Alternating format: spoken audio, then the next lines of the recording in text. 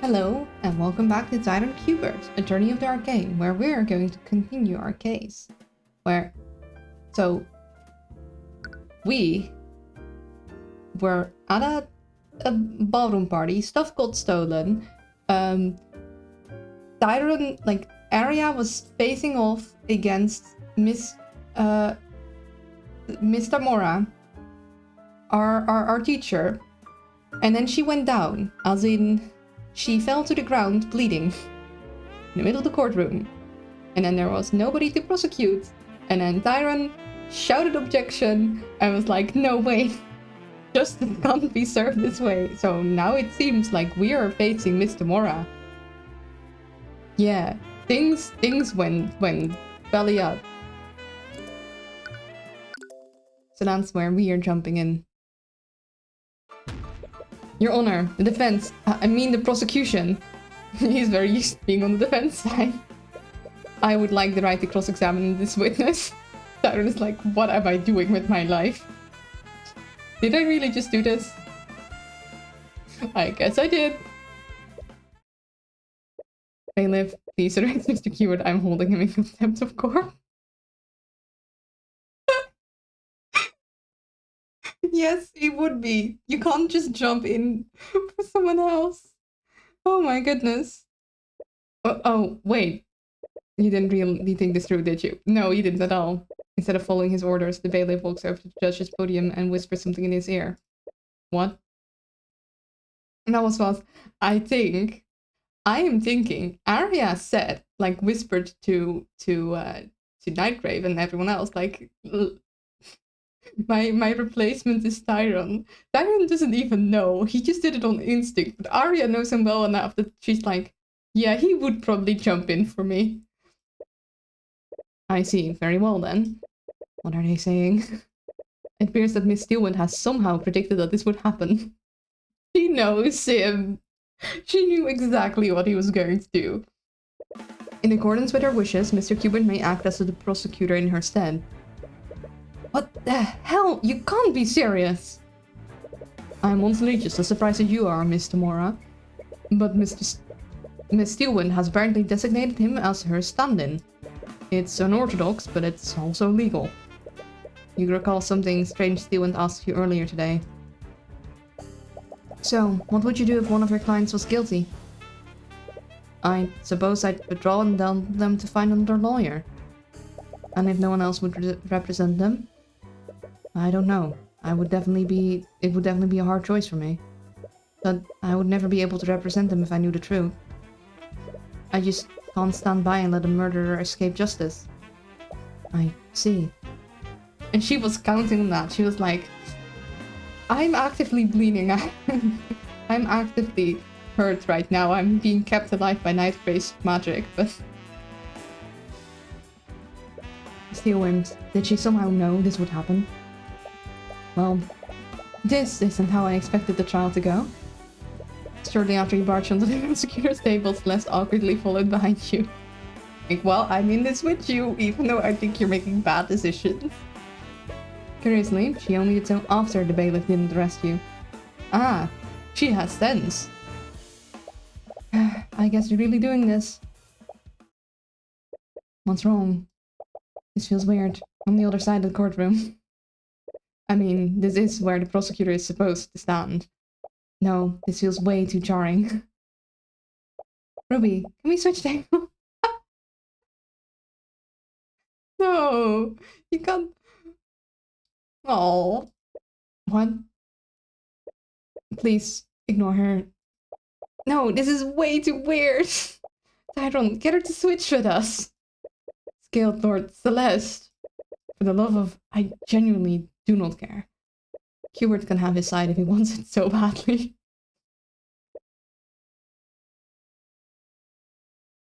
With that out of the way, let's resume proceeding. She was like, no, I need to switch sides. It feels too weird. Assuming that we are all on our preferred spots. The judge is judging us. Very harshly. We are, Your Honor. As much as you hate to admit it, you are more comfortable here. Not that you want to encourage her.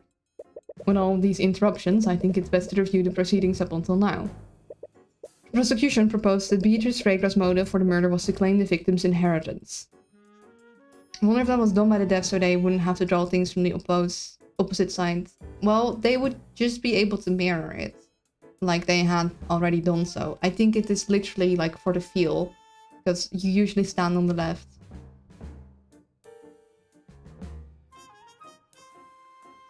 Yeah, I think it's more for the game feel. Like Hubert is always on the left, so it would feel weird probably to play from the right side. However, the defense brought forward a witness who testified that Beatrice was disinherited by her father 5 years ago. Am I correct, Mr. Mora? You are, Your Honor. She's like, the heck, Tyrone? Very well. Considering the circumstances, I think it's best to have Lady Fregra repeat her testimony. Bailiff, please escort Lady Fregra to the stand once more. Miss Fregra, could you please give us your testimony to the court once more? Of course. Poor Miriam. One day, we all woke up and discovered that Beatrice had fled from her home. She left a note for us, and in it she announced her name and denounced my father. My father later called me and my sister into his study. He told us that he'd completely disowned Beatrice and removed any claim she had to the Fregra estate. It was probably a threat to us in case we ever chose to go down the same path she did. He wanted to make an example out of her. This has all happened 5 years ago. So your father disinherited Beatrice shortly after her departure? Yes, he did. We don't think this is true. As such, Beatrice would have no motive to murder her father, except that he was a chauvinist pig. Any inheritance she could have received would be long gone by the night of the murder. Is that really true, though?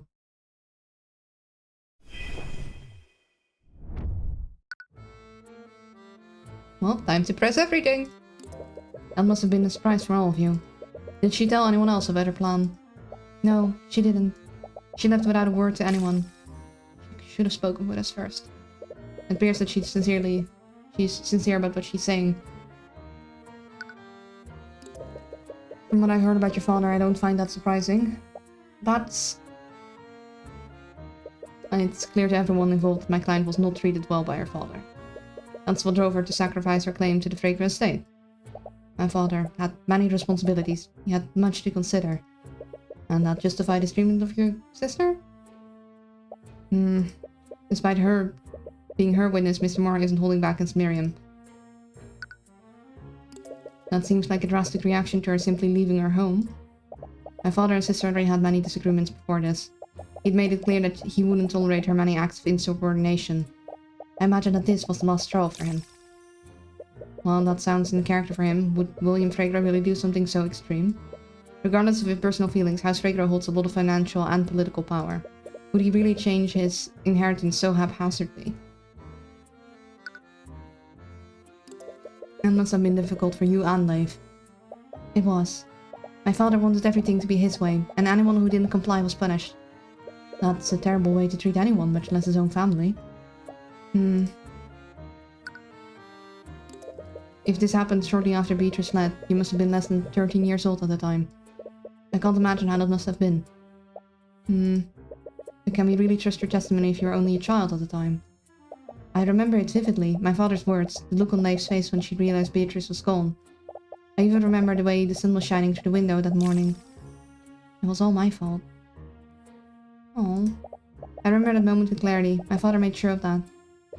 Sounds like a painful memory for her, and she seems to falsely blame herself for what happened. It'd be best not to press her more than necessary. He felt it while you were watching from the gallery. Part of her testimony doesn't match with what you learned from your investigation. It must have been something that Leif told you. Yeah, I know. I just wanted to hear all the thing. Okay.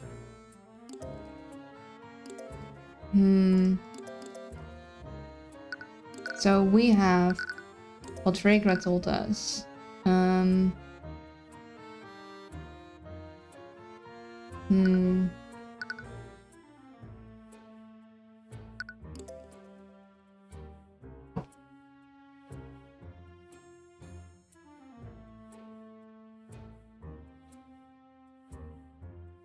Yeah, so he declared he'd disinherit her that night. The question is, do I need to present it on this claim, or do I need to present it on the claim that was 5 years ago?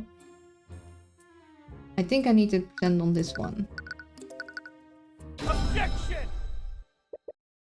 I feel like they would have been able to get a copy of the will for this. That's the problem. The copy of the new drafted will was, or at least the thing he was drafting was gone, and I don't think they have a copy of the will now either. Miss Fragram, it's clear that you're regretful of how your elder sister was treated. The guilt must have eaten at you for all these years. Hubert, I know you don't have a good history with the witness, but you shouldn't rub that salt in her wound. Mr. Mora, chill! I was merely pointing out the witness' personal connection to the defendant, Mr. Mora. She clearly regrets not standing up for her sister all those years ago, so perhaps she's trying to make up for that. By lying to protect her. Excuse me, I did nothing of the sort. Miss Fragram, you testified that your father disinherited Beatrice 5 years ago. However, I have testimony from another witness who spoke with the victim on the night of the murder. After Beatrice's meeting with William Fragram, he openly declared that he would be removing her from his will. He even entered his study to draft a new will to reflect that decision. So that raises the following question: why would the victim need to declare that he was disinheriting the defendant? It doesn't make sense if he had already disinherited her 5 years ago. Is that so? Well, did you hear this from? It's clear that they had no understanding of my father's estate. They had no understanding? Miriam, this testimony came directly from your sister Leif Fragra. But what? And she should have also been present during this alleged meeting 5 years ago. Well, she must be mistaken then. Objection! Your Honor, how can we trust second-hand testimony from a witness who isn't here? Wouldn't it make more sense to have Leif give her testimony directly? I must agree with you, Mr. Mora. Leif Fragra should be allowed to clear up this misunderstanding. She looks way too confident. What is she planning? I think she talked to the witnesses beforehand, just to feel Hubert, buddy, pal. There's a reason people said that she doesn't play fair. I don't think your teacher plays fair. Goes down, no objection about the make. Is she confident? She's cool, but you're not sure if it was intentional, but Miriam's destiny was false. Could she be lying to protect Beatrice? And if so, Mr. Mora expecting Leif to do the same. Bailiff, please escort Leif Fragra to stand. Miss Fragra, when you spoke earlier, you mentioned that your father decided to disinherit Beatrice, and he decided this after their meeting on the night of the murder. Is that correct? Yes, I did say that. You see, Leif, Hubert doubts the testimony given by your younger sister. He seems to think that she's committing perjury. What? I wouldn't go so far as to say. Witness, lying under oath is a serious crime. It would have harsh consequences even for someone of your sister's status. No, she couldn't have... Wonderful. Are you saying that you can corroborate your sister's testimony? Ruby, chill! Mr. Mora, you can't just intimidate the witness. I have no idea what you're talking about, Hubert. I'm just telling the witness what may or may not happen depending on what she does next. The choice is ultimately hers. So Leif, assuming Miriam wasn't lying under oath, could you please testify to the court to confirm what your sister said? She's clever. Yeah, I don't like being on the other side of this. I've never seen her do a court case, but dang. No wonder, like, prosecutions don't generally like her. She's like this. I mean, I get she has to be ruthless in a system as corrupt as this, but yikes. Yes, of course. You see, Miriam was quite young when my father called us into a study 5 years ago. She didn't understand what he was really doing. My father would often lie to us. It was one of the many ways he kept us in line. The encounter that Miriam described was just another one of his lies. Despite their disagreements, my father would never disinherit Beatrice without a good reason. He always held on to the possibility that she would become desperate enough to return home. The truth is that none of us knew what my father was planning for House Fragra's future. See, Hubert, the truth is much more complicated. No one could have really known what William Fragra was planning for his estate.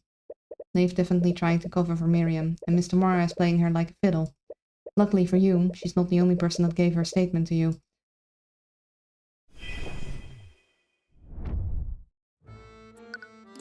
So you're saying that Miriam's testimony was based on a misunderstanding? Yes, my father was never direct with his actions. He always knew just what to say to plant seeds of doubt into people's minds. I'm aware of how it sounds, but he had much to consider outside of his family. The Freygras are one of the pillars of the Wyvern Guard, after all. Keeping the family aligned with our house's goals was one of his responsibilities. Yeah, she's angry about that. It's clear that she doesn't agree with what she's saying. Is she in denial, or is she trying to keep the family name clean? So you really think that your father would lie about something so important? It was of great importance. That's why I had to lie. He wanted to make Miriam understand the consequences of disobeying him. What kind of father does that? But if he truly wanted to scare Miriam, why wouldn't he disinherit Beatrice? Even after she renounced her name and denounced him? My father was always more pragmatic than vengeful. I imagine they expected her to fail on her own, and if she ever came back, she would be forced to rely on him. If he could make someone like Beatrice feel powerless, he could get the rest of us to fall into line. Looking back, I suppose that's all we ever were to him. Assets to be appraised and traded. You hear a bit of resentment in her voice. If that were true, why would he tell you that he was disinheriting Beatrice? Perhaps it was a warning. I had my own share of disagreements with him after all. Even now, I have no way of knowing if he was telling me the truth or not. That would depend on what Mr. Mora and Beatrice discussed with Lord Fregra. And right now, you still have no idea what they even talked about. William Fregra really lied to them. From what we've heard, I honestly wouldn't put it past him. He clearly had very little respect for his daughters. But there were other people that he did respect. Right. Was there anyone else that he would have told the truth to?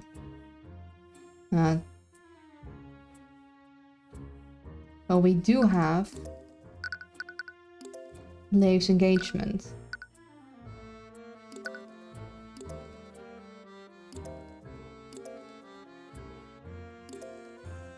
I think we present the engagement on this. Objection! Because you knew that something was up. Mom, let me play with her diabetes tester. I can numb lots of ice cream and candy, and my blood sugar is on the lower level end of blood sugar's on the lower end of healthy. I had so much sugar today.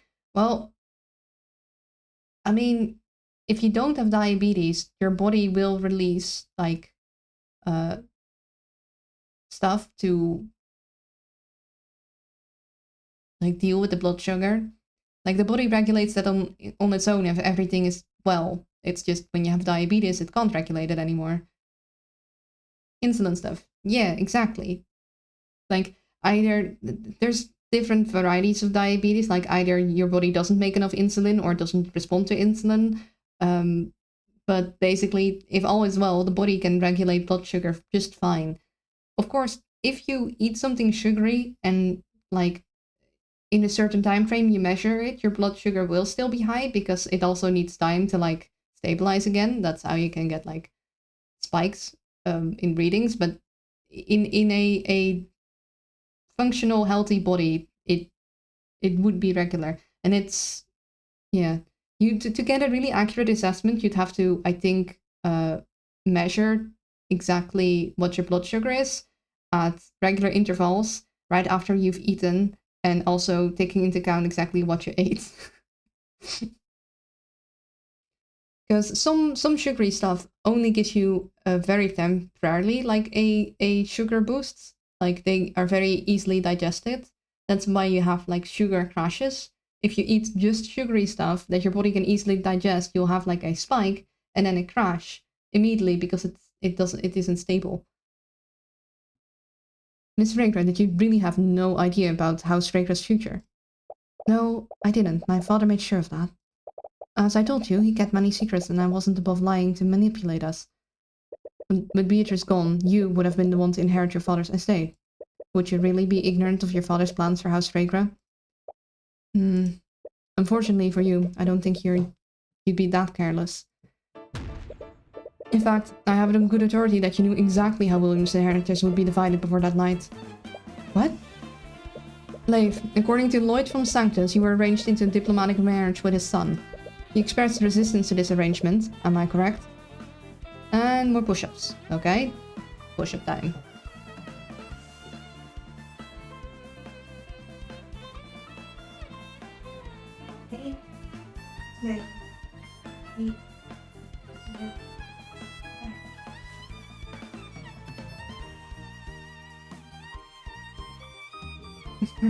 All up, all down. I need to find someone to teach me how to have proper posture in doing push-ups, because I don't think I have proper posture. I'm not cute. I'm tired. I'm gonna be super strong because push-ups. Once I learn how to do them properly.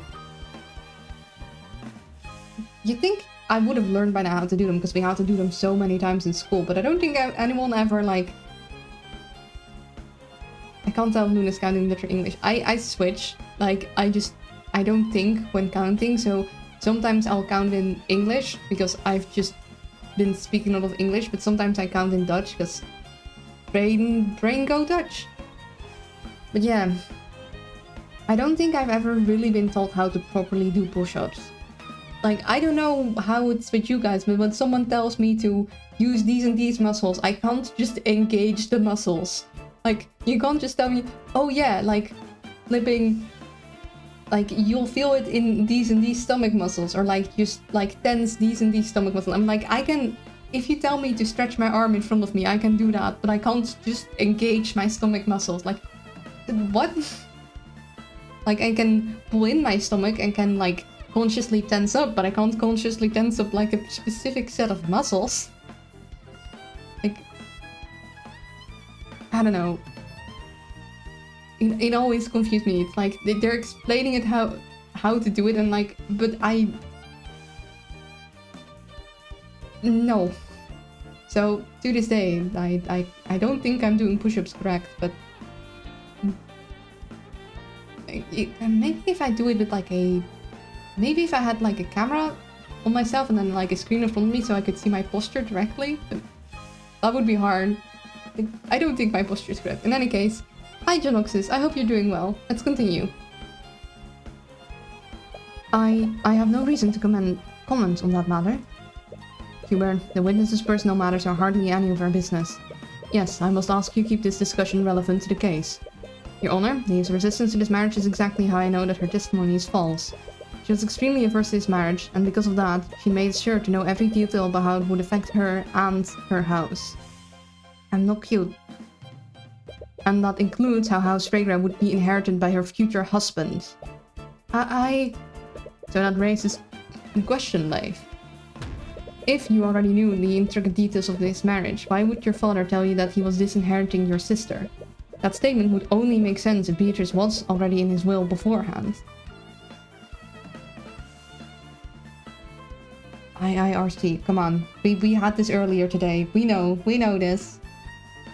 If I recall correctly, haha! I got it! It's like feet at your shoulders, arms straight. If you're doing girl push-ups, then you don't lift the legs. If you're doing proper push-ups, you lift the whole body. But take that with a grain of salt. I'm not the intelligent exercise. Yeah, like, I know the general stuff, and I'm doing it with my entire legs. Like, I have my feet on the ground and I'm fully stretching out, but apparently, like, according to my sister, when she saw me do push-ups once, she's like, no, your posture is incorrect. You're going too far through your stuff. She got it. Yeah, I got it. I have some form of short-term memory. And would render Miriam's testimony false and constitute a motive for the defendant. Objection! You present a decent argument, Hubert, but your claims rely on one assumption. And what assumption would that be, Mr. Mora? Even if he was lying, the victim declared that he was revoking Beatrice's inheritance. She must have already been named in the will previously, otherwise there would have been no need for him to say that. 1 out of 7 so far, ain't that? It wouldn't make any sense otherwise. And that's where your assumption is. You're assuming that William Fregra was acting logically. What are you talking about? It's clear that William Fregra was extremely controlling of his daughters. But by your own admission, Leif Fregra was resistant to the marriage arranged by her father. In addition to that, a few months ago, Miriam Fregra found herself wrapped in controversy regarding the Nightgrave trial. And finally, to make matters worse, Beatrice Fregra, the prodigal child, finally returned and made a public appearance during the Lord's Ball. What are you trying to insinuate? In his eyes, William Fregra's ability to keep his daughters in line was clearly weakening. He must have gotten desperate and made a grand declaration in a feeble attempt to scare you, Leif. Even if that declaration was clearly inconsistent. But he wouldn't... The ability to remember must be muddled by the shock of your father's death. Chill, Ruby, chill! His statement couldn't have possibly been true. If by some chance it were true, that would make you guilty of perjury. Or perhaps it was Miriam that was lying in her testimony. If your father's statement were true, the court might be inclined to investigate her for lying on the stand. Mr. Mora, are you threatening her? As I said before, I am merely stating the facts. The witness is free to act as she sees fit. I'm just asking her to consider the potential consequences of what she says next. What do? Damn it, she's pressuring Leif into side with her. She's clearly conflicted though. Isn't there anything you can do? You feel a sense of clarity when you look at her. In the eye of horrors reacting to her stress, you wonder. I'm sorry, I need time to think. Please don't stare at me like that, Mr. Kubert. Wait a minute. Oh, she knows what I'm doing. No, wait. It's too late. Naught can remain concealed. Oh. You did it. You activated the empowered eye. There has to be something in her mind that you can use. The state of her father's inheritance is the backbone of your case. Is there anything in her mind that can definitely prove Wilson as well? Oh, Ruby is gonna be so mad at us. She's going to be livid.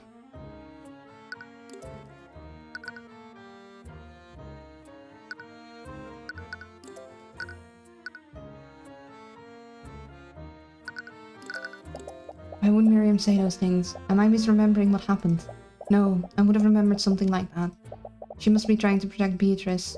So Miriam's testimony was a conscious lie. Beatrice's inheritance wasn't revoked until the night of the murder. You reckon the judge and the others hear him saying none can stay hidden, so they're just yelling about this stuff. Yeah, you'd think they'd notice like the glowy eyes, but apparently all he's doing is just intensely staring, which also is kind of weird.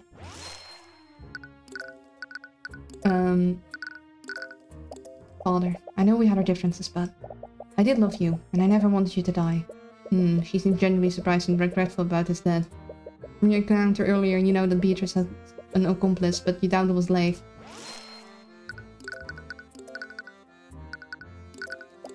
Beatrice, after all these years you finally returned. I can't believe that this is how things have ended up. If only I was strong as you, I'd be able to endure this. You didn't get any leads from that. You should try something else. Oh, thoughts on Arya. What?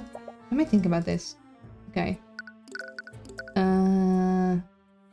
Thoughts on Ruby.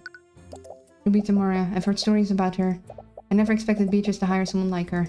I wonder if she'll be at the will reading tomorrow. Will reading? She must be talking about William Frege as well. What else could we learn? Hey, what about me? What do you... This man. I thought Aster hired him to protect Beatrice. Is he betraying us? Or is Beatrice actually... No, she can't be. I refuse to believe that she'd do something like this. You didn't get any leads from that. You should try something else. Okay. That was interesting.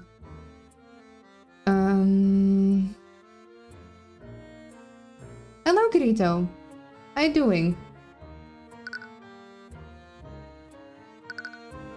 I doubt Harold has anything to do with this. Yeah.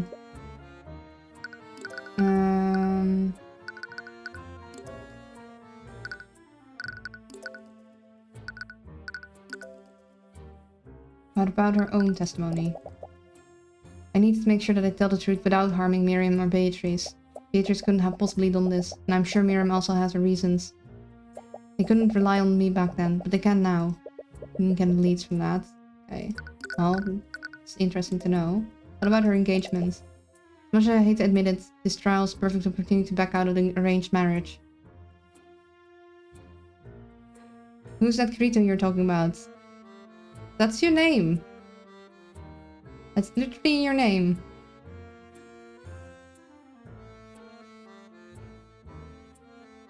Also, I'll ask for help if I need it, Aeon. I appreciate it, but if I'm really stuck, I'll ask it, and otherwise, like, try and keep your suggestions on exactly what to do to minimum. Like, it's fine to speculate on what actually happens, because I'm speculating too, but like, on in-game actions to take. I like to figure stuff out myself once I'm really stuck. I got an arranged marriage. Von Sanctus' holdings are weakening by the day, and that he'll be able to put up much resistance. And once Beatrice inherits the estate, we might be able to rebuild our family. Assuming that Beatrice will inherit House Fregra. That confidence must mean that she's certain of what was in William's will. But how do you prove that? No worries, right? It's okay. I believe you've had enough time for deliberation, Master Cubert. Are you able to prove the defendant's motive or not? I'm not, Your Honor. At least not yet. It's clear we won't get anywhere until we can confirm the state of William Fraker's will. And we can easily confirm that tomorrow morning, when William Fraker's will is read to his family. How did you... She is so angry. Oh, we didn't know. Is it though? Or is what you want to think we'll never know, Luna? What? I see. Once his will is read, it will become public record. I suppose I have no choice but to suspend this trial until such time that William Fraker's will is read. Objection! This is ludicrous. The case against my client is completely outrageous. We spent the entire court proceedings arguing if her motive even exists.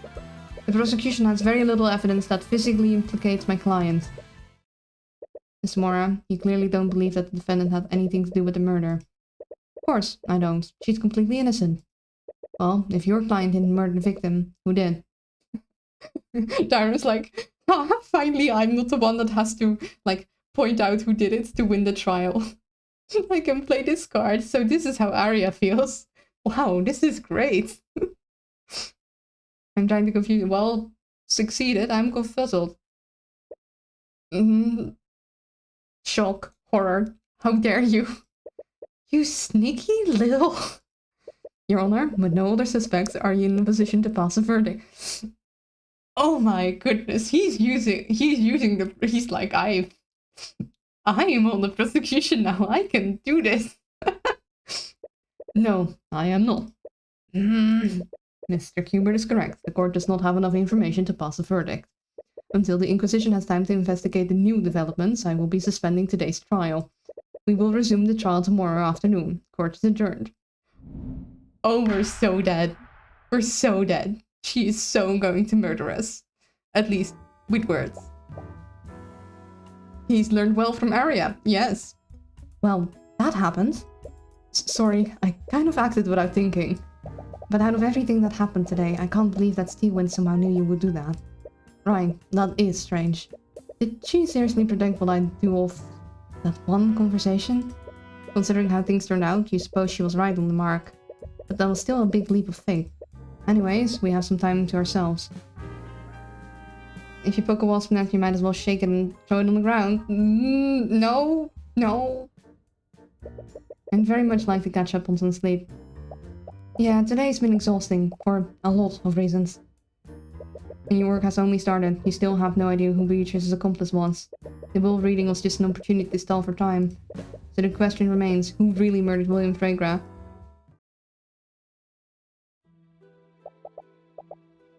What the hell was that? Why is your son filling in for Arya? Listen, I have the situation under control. If that is true, I'd hate to see the situation you consider out of control. Eris, my father is not pleased with today's developments. You promised that the verdict would be passed before William Fraker's will became public record. This was throwing quite the wrench in our plans. I understand. Hubert is just confused, but he's not a threat to us. We'd better hope you're right, Tamora. Or else your poor ward might suffer the same fate as Prosecutor Steelwind.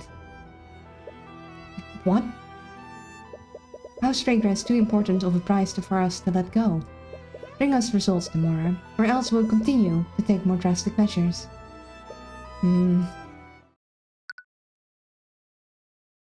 My father will hear of this vibes. Yeah, only they quite openly, like, just admitted that they were the ones that attacked Arya very violently. Also doing against what? What? For the first time since Lord's ball, you're finally able to get some sleep. You woke this morning refreshed, but also a little anxious about the results of the will reading. Why is Aris with Mr. I don't know. We don't know. Things are bad. Things are real bad. We don't like. You arrive back at Frigga Manor and see that Beatrice, Leif, Miriam, and Von Sanctus have all gathered. That's awkward. Along with Mr. Mora, who is accompanying Beatrice as her attorney. You're not really sure what to say to her after everything you've done. You're such a wonderful maid. Yeah.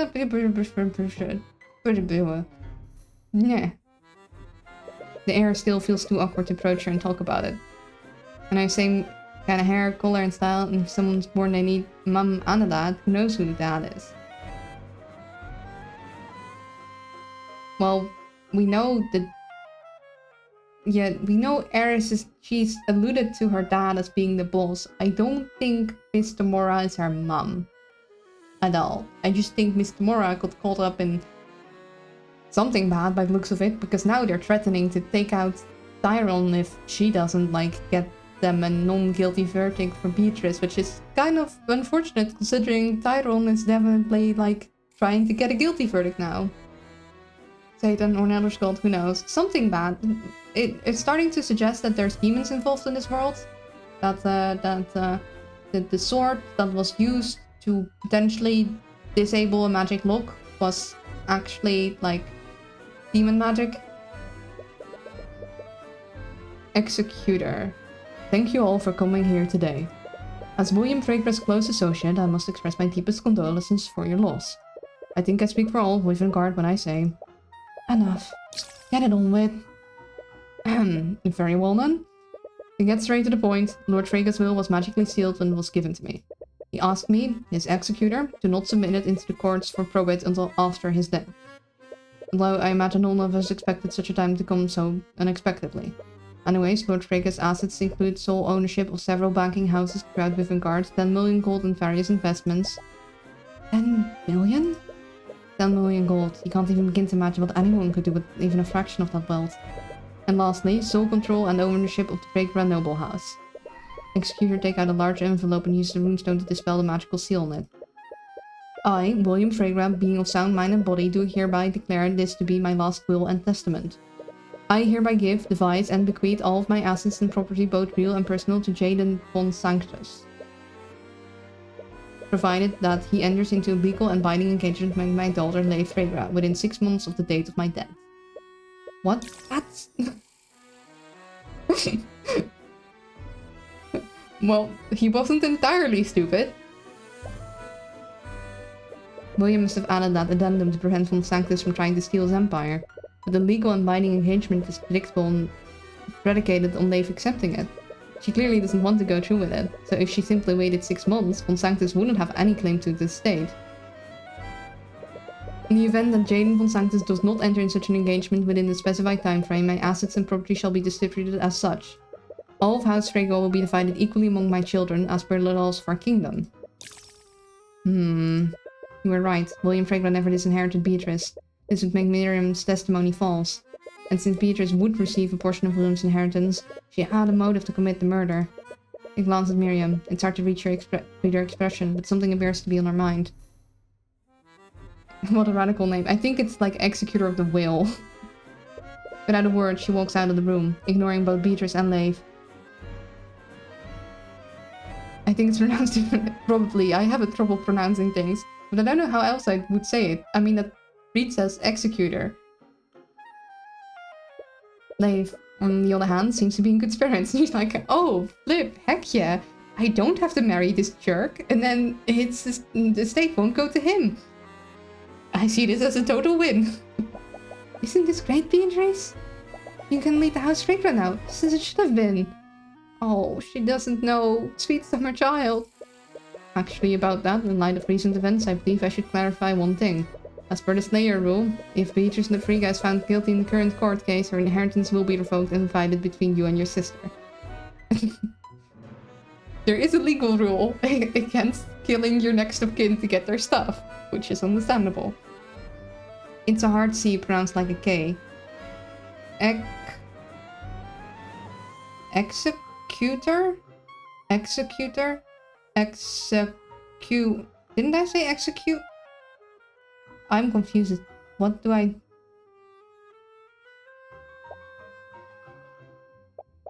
I see. I shouldn't feel so happy for myself. That can't be all, can it? Surely William added a note on Felice's obligation to marry my son. I'm not sure what you're trying to imply. Dave Fregra is an adult with legal autonomy. She's free to make whatever decisions about who she legally marries. Now, if you'll excuse me... Wait, we're not finished yet? Come back here! I'd love to catch up with you, Dave, but I was only allowed out of my cell to attend the reading. You notice an Inquisition knight outside the door. He seems to be watching Beatrice intently. But don't worry, I'm sure once this misunderstanding is resolved, we can all talk what we want about our family future. Of course! A group of knights leads Beatrice out of the manor, and Leif follows after them, leaving you and Celeste alone with Mr. Morrow. Oh no, here it comes. I sent the pronunciation thing in the Discord again, I cannot put it into words. Okay, wait, hold up. Let me check real quick.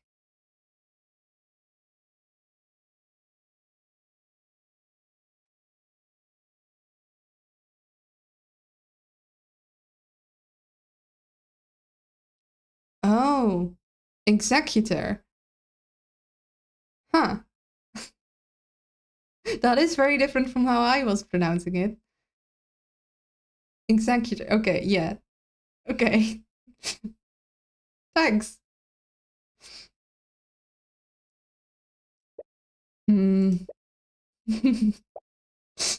Awkward quiet. About what I did. Hello, Ruru. Also, I'm not cute. Of course, it's a hard C. Who would want to use a soft one? I don't know. I'm sure there's fun places to use a soft C. Look, I'm not angry, Qbert.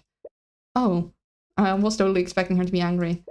It was an extreme unforeseen situation, and Steven clearly put you on the spot. You felt pressure to do something, and you made a rash decision. But I'm sure the court will understand if you withdraw. Wait, what? Qbert, you're not a prosecutor. You know that, right? Didn't you become an attorney to defend persecuted mages? But Beatrice is guilty. I saw it. I'm not going to argue about this again. You are going to withdraw. This is not up for discussion. You've always regarded and respected Mr. Morrow, and you're supposed that always make you deeply scared of disappointing her. Perhaps she's right. She knows more about what's going on than you do, and she's still your mentor. You want to believe that. You really do. But deep down, you know that this is wrong. Mr. Morrow may believe in Beatrice's innocence, but you can't just abandon this case and let her escape justice. Your hands are trembling. Why are you so scared right now? You know what you have to say, but the words won't leave your mouth. From behind you, you feel Celeste hold your trembling hand. It's warm and comforting. It's that same sensation you felt back then. Somehow you can feel it through her hand. It's as if she's silently telling you that you know what you have to do. Oh. Your anxiety fades and you take a deep breath. I'm not going to do that, Mr. Morrow. What? You said it yourself. Our court system needs a defense and attorney and a prosecutor of equal power to keep things fair. That's not what I'm not going to withdraw. If you believe in Beatrice's innocence, and if you truly believe you're on the right side, then prove it by beating me. Oh, that's adorable. They are cute. They're cute. I like that they're adorable together. Fine. Do what you want, but you're only going to make things harder for everyone. Tyron? As soon as Mr. Morrow steps out of the room, your body drops to the floor. Whatever bravery you felt before got replaced with an extreme amount of fatigue. Good lord, that's the first time I've ever spoken to her like that. But you still didn't. You stood your ground. Figuratively. I mean, right now you're kind of just sitting on the floor. Yeah, I need to take a moment. Can we go back to the ballroom? You return to the ballroom and take a moment to recover. You spot Commander White at the edge of the room, but you don't pay him much notice. It takes you a while before you feel ready to stand. You okay? Yeah, I just needed a moment. Anyways, the will reading brought us a few more hours to investigate the murder. You should take advantage of the new information we just learned. So, where should we start first? Oh? Orim? You here to help? Huh? Oh yeah, of course. Hold up. We we are the prosecution now. So he's on our side. He's gonna help us investigate. Oh my goodness, this is so cool. I really like that they did this. So it's like, yeah, I'll have fun. You're doing Arya stuff. Oh gosh dang it, more push-ups. Okay, 1 second. Last set, feel the burn. Yeah, I'm feeling it in my shoulder blades. Whilst I don't think I should be feeling it there, so that's why I think I'm doing it wrong.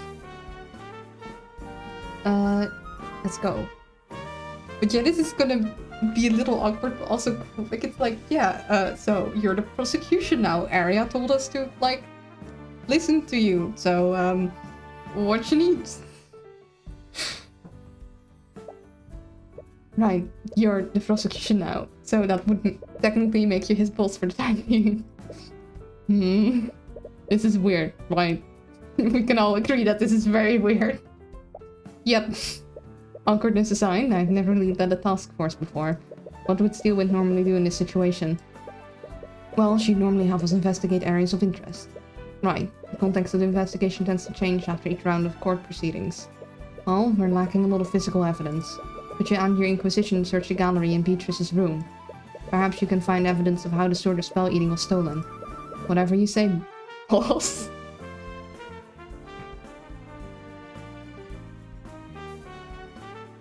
Nederlandse minuut. En ik activeer mijn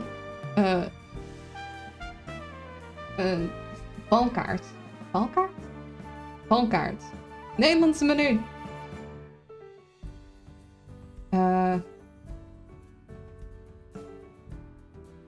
Hoe zeg je dat eigenlijk in het Engels?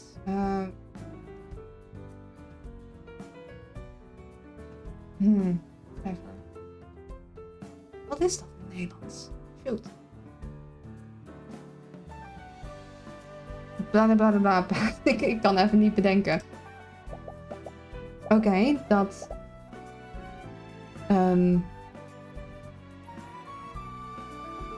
dat is dat met de Inquisitie, maar wat gaan wij nu doen?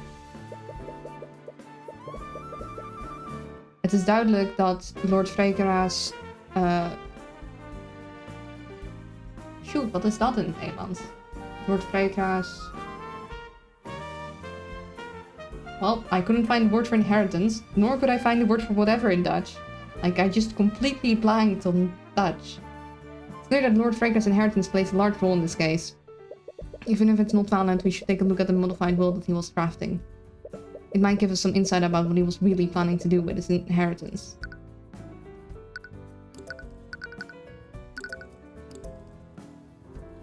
Come on, where is it? When you enter William Frakera's study, you spot a figure rummaging through the drawers in his desk. Why isn't it here? Where else would he put it? Miriam? Miriam? Hun, sweetheart. You're being very suspicious right now. I don't think this is a good look on you. Miriam? What? As soon as she notices you, Miriam quickly closes the drawers and walks towards you.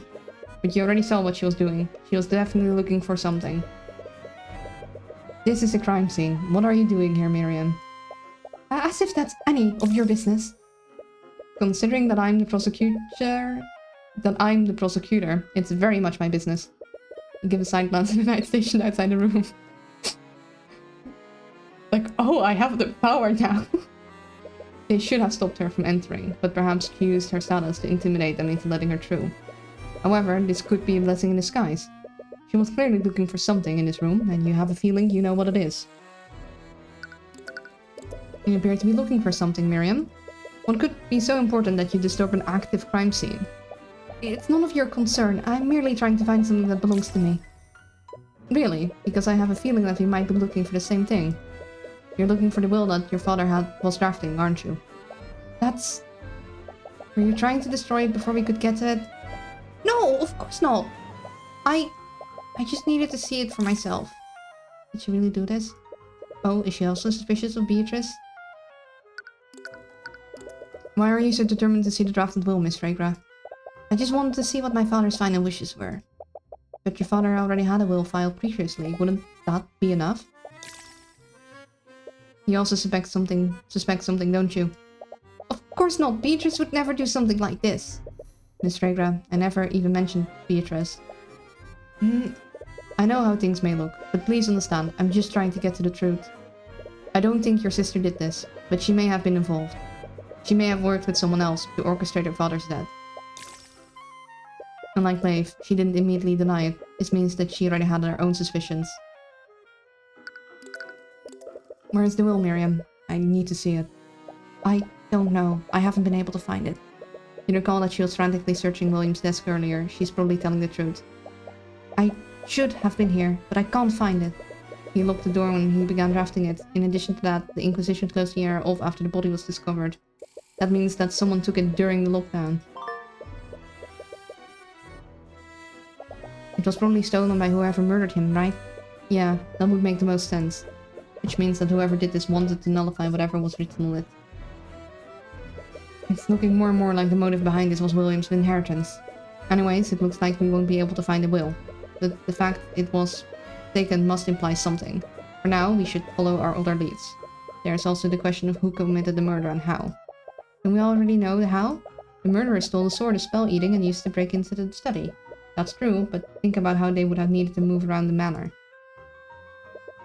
The murder took place on the first floor within William Fregra's study. But the gallery was on the second floor. They would have needed to go upstairs, steal the sword from the gallery, and then use it to nullify the lock in the study. Not only that, they would have needed to go back upstairs and plant the sword in Beatrice's room. About that, if someone conspired with Beatrice to do this, why would they plant the sword in their room? That's a good point. How's the stream, Lulu? The stream is going well. It's a very exciting story turn. We're being the prosecution now because the prosecution just went down because she was violently attacked. Apparently that noon, but she was still insistent on continuing, so that's why she had like a healer constantly try and keep her like wounds closed, but it eventually failed. So then we jumped in and she predicted that, so she said like beforehand that if she couldn't finish that we would be able to be the prosecution. So we went against our own mentor to, instead of being the defense, be the prosecution for this case, and it's been a wild ride. Perhaps they had a falling out. Her partner might have tried to betray her by pinning the blame on her. But if that were true, why wouldn't she just sell them out and make a deal with Steelwind? It would be because of the Slayer's rule. Slayer rule. Slayer rule? I remember the guy at the will reading also mentioning that. What is it? It was a law passed by the Crown centuries ago. According to that law, if someone is involved in another person's death, even accidentally, they will not be allowed to inherit the deceased property. So even if Beatrice was indirectly responsible, she'd lose her cut of the inheritance if she took a plea deal. Sounds like, yeah, it's been a ride, but it's been a cool one. Oh, also Tyrone and Celeste danced together and it was adorable. More importantly, it doesn't sound like Miriam completely believes in Beatrice's innocence either. If that's true, what else can she tell you? Miriam, it almost sounds like you suspect Beatrice as well. That's... Am I incorrect? I don't know what to think anymore. Why else would she threaten me? Oh. Oh no. Oh no. Wait, she was threatened? Miriam, did Beatrice threaten you in some way? What? Of course not. Your testimony yesterday was quite convenient for the defense. It almost got the whole case thrown out. And Leif didn't seem to understand what was going on either. With the way she gave her testimony yesterday, it was almost like she was covering for you. Does he seriously not know? Please, promise me that you won't tell anyone about this. I won't tell anyone what happened. About an hour after the murder, I was approached by Ruby Tamora. She gave me a list of statements to give in my testimony. No. No. No, Ruby. I know you're probably being blackmailed, but no. The statements weren't true, but she assured me that my status would protect me from any scrutiny. What? She had information that I had tried to keep secret, and she threatened to make it public unless I cooperated with her. No. No, she would never do that. I'm telling the truth. Please, you can't tell Tamora that I told you. She'll ruin me. The eye shows that her fears are genuine. She's not lying. I've seen that woman do all kinds of shady shit in the cases I've worked. Forgery, bribery, blackmail, you name it. I'll bet you You're just the same, a successor for the Devil's Defense Attorneys. No!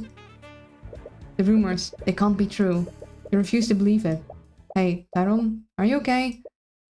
Now it's not the time to doubt yourself. There's too much at stake right now. And you have a job to do. You should check on Commander White. He might have found something. Okay? Just don't push yourself, okay? Yeah. You'll have plenty of time to think about this later. Realizing that your mentor might actually be bad.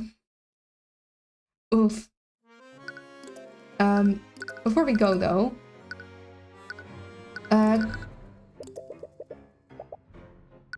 want to know about the engagement. Okay. Your sister. What's your relationship like with Leif? Non-existent. We barely see each other. Really? But she's your sister. Because of her marriage to Von Sanctus, my dad has kept her confined to the manor. And I spent almost all my time at the academy. Don't like coming back here.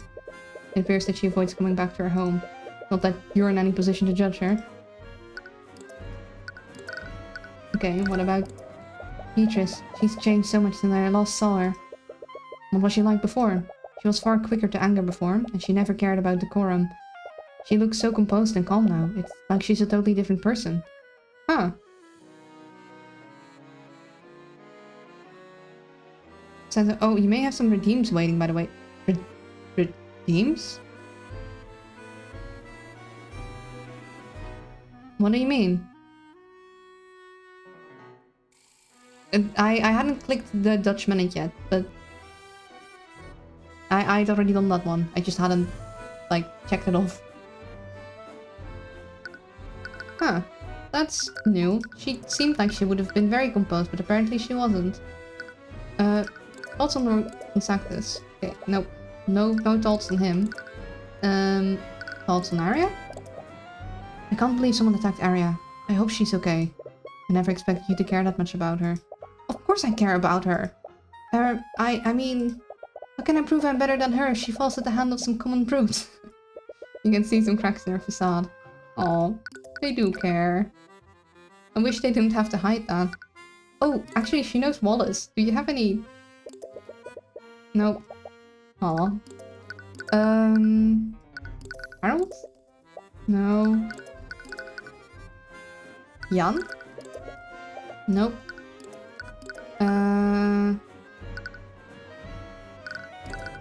Anything else on Ruby? Nope. Thoughts on Oren? Thoughts on me? Well, the places I never expected to see you here. I suppose you have a point. I'm only here because of a series of strange circumstances. Thoughts on Celeste? I definitely didn't expect you to see you again, McCoy. Yeah, well, don't get used to it. I still remember how you treated Tyrone back at the academy. Oh, I still have that there key from the Eastern Kingdoms if you'd like some more. Alright, I'm listening. Celeste is very easily bought. If that's all it takes to win her over. Oh, she might have not meant it. She might have just been acting all high and mighty because she was thinking she was talking to another noble and had to keep up appearances. She isn't actually a jerk.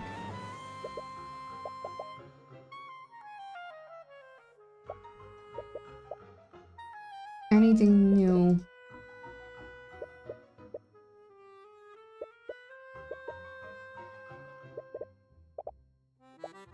All blank.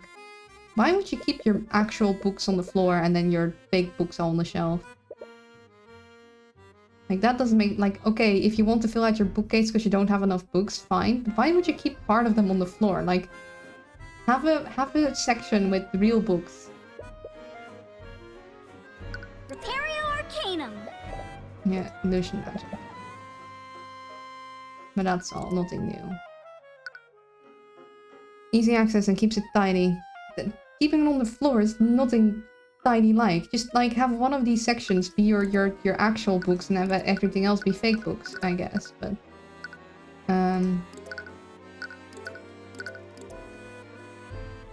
enter Beatrice's bedroom and see the Inquisition combing through it. It looks like their search is focused under her bed. And clean up the real books if someone important comes in and don't need to resort the books on the shelf. Oh, hey kid. Commander? We're still doing a deep search of the room, but we're not done yet. You should probably come back later. Okay. Repario Arcanum.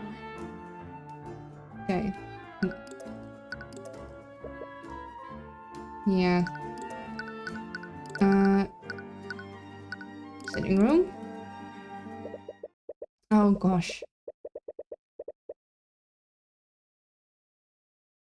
Ik ben een geweldige artiest die super schattig is en hele leuke streams geeft. Maakt. Hele leuke streams maakt. There you go. It's just a translation. As you move around the manor, you peek into the sitting room to see if Von Sanctus is still there. You don't see him there, but you spot another individual. Are you Steelwind? You're Steelwind, aren't you? With that whole huge axe. You feel like you might be Steelwind. Unless you're someone... No. With those things, you're definitely Steelwind. He's calmly reading some sort of book, but you can feel a menacing aura emanating from him. You sure it's him and not the fact that he's carrying a giant battle axe? The axe does look very cool. Ooh, but he's feeling scared? His aura. You must be daft if you think I wouldn't notice your presence. Dude. We're not in a war zone. You do not need to, like, shove that in my face. I'm not here to attack you. But he got cool music. What? Did he notice you? He barely entered the room. No, I think he noticed someone else. Before you have the chance to respond, the man pulls out his great axe and rushes towards... Oh no, it's us. Wait, You bring up your arms to block his blow, but in hindsight that probably won't do much against an axe that large. Luckily, we have a bodyguard. Protect us. You open your eyes. Celeste is now standing between you and the axe-wielding maniac. Ooh, cool Celeste moment! Look at her, look at how cool she is. You're not sure what happened, but it looks like she knocked him several feet backward. He looks like Godfrey. I don't know who that is. The gasp? Oh, it's you two. Wait, hold up. You attacked before, like, double-checking who we were. What the hell was that? You could have killed him. You shouldn't have snuck up on me like that. I almost cleaved him in two. Yeah, I noticed. Iron didn't do anything wrong. Who the hell do you think you are? Looks like he's paranoid. Very. I am Lord Lucio Steelwind, Grand General of Wyvern Guard Military Forces. And very axe happy. So this is Prosecutor Steelwind's father. They do share the same intimidating stare. Although, he's not the most menacing person in the room right now. Celeste, it's fine. I'm not hurt. She looks more than irate right now, but she begrudgingly sheaths her sword. Anyways, Lord Steelwind was one of the people with the motive to murder William Fregra. And as a fellow head of Pillar House, he might have some information about William and his affairs. She's very angry. If looks can kill, McCoy, one might misinterpret that look of yours as murderous intent. Wait, hold up. You know who she is? He just wants to ask you a question. Aw, guess you do have some battle instincts after all. Hold up. Hold up. Hold up, you two know each other? That is an insult. He's Aria's dad. She's 100% had... No, I don't think she's not on good terms with him. I honestly wasn't sure since you so obviously have a silver spoon stuck up your... Celeste. Such a lack of respect and discipline. If you were one of my soldiers, I'd have you hung. But what?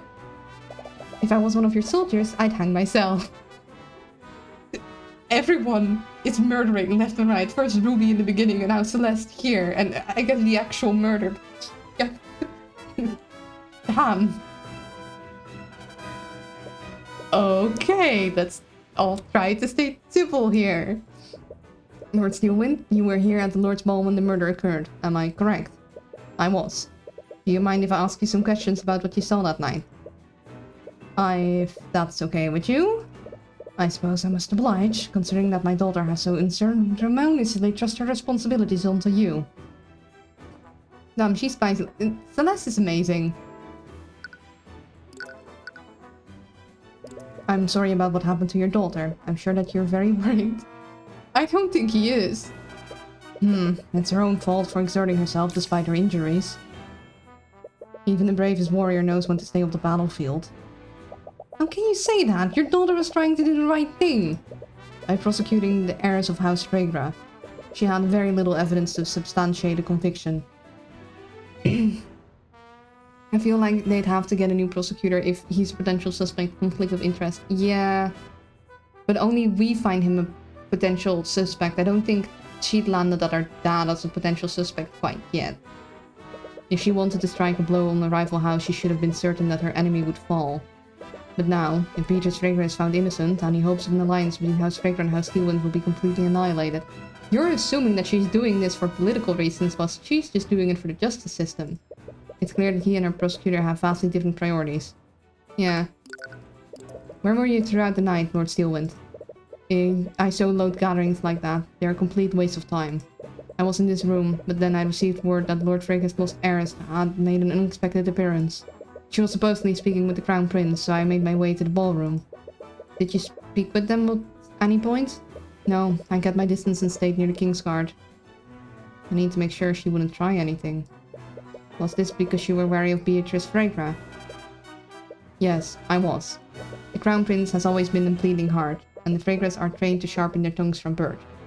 I needed to make sure that she wouldn't try interfere with his engagement. You were worried that she was going to try to take Aster back. I was, but it was clear that wasn't her intention. But you did overhear their conversation? What were they talking about? Their conversation was completely inane. It was all just small talk. Lady Fregra spent most of the time playing with Prince Alaric. Right, Aster's younger brother was there too. You know that Beatrice had some role in the murder, even if she wasn't directly responsible. Did she have some unknown goal by speaking with Aster and his brother? You went to the ballroom when you heard that Beatrice had returned. Was this before or after the lockdown? It was before the lockdown. That sounds about right. This means that she was accounted for before the theft was reported. And did you see her leave at any point? No, she spoke with the two princes for quite a while. She didn't leave their sides until she was arrested for Lord Fregra's murder. What? That means she was accounted for the entire night. That seems like something you should have brought up, like, way sooner to, like, as the defense. Like, oh yeah, she had an alibi in a room full of people. And clearly the alibi isn't very strong. I guess she could have broken it beforehand if nobody saw stuff. But her thoughts said that she was an accomplice in William's death. Was she there to distract the King's Guard? Thank you for answering our questions, Lord Steelwind. It's merely repaying my daughter's debt to you. Well, at least he's got a sense of... something. He was surprisingly pretty cooperative, but that doesn't leave any suspicion of him just yet. You'll need to find more evidence if you want to know for sure. Anyways, we should probably move somewhere else. Let's go, Celeste. McCoy? What? Your spellcasting is undisciplined, but your battle stance and reflexes are commendable. Oh? Okay. I like him a little more now. He's got decency, I guess. You have my respect as a warrior. Okay. As if that means anything coming from you. Celeste did not accept. Celeste was like, nah. I do not care. Hello, Patrick. How are you doing? It's good to see you. Thanks for the health check. Sip of water. Damn, Celeste just shut him down. She's like, I don't care if I have the respect of you. I don't even... No matter if you're like the big guy at the head of the house. I have standards and you're below them. Like, damn. Okay, stretchy stretch and look away for 10 seconds. 10, 9, 8, 7, 6, 5, 4, 3, 2, 1. And posture.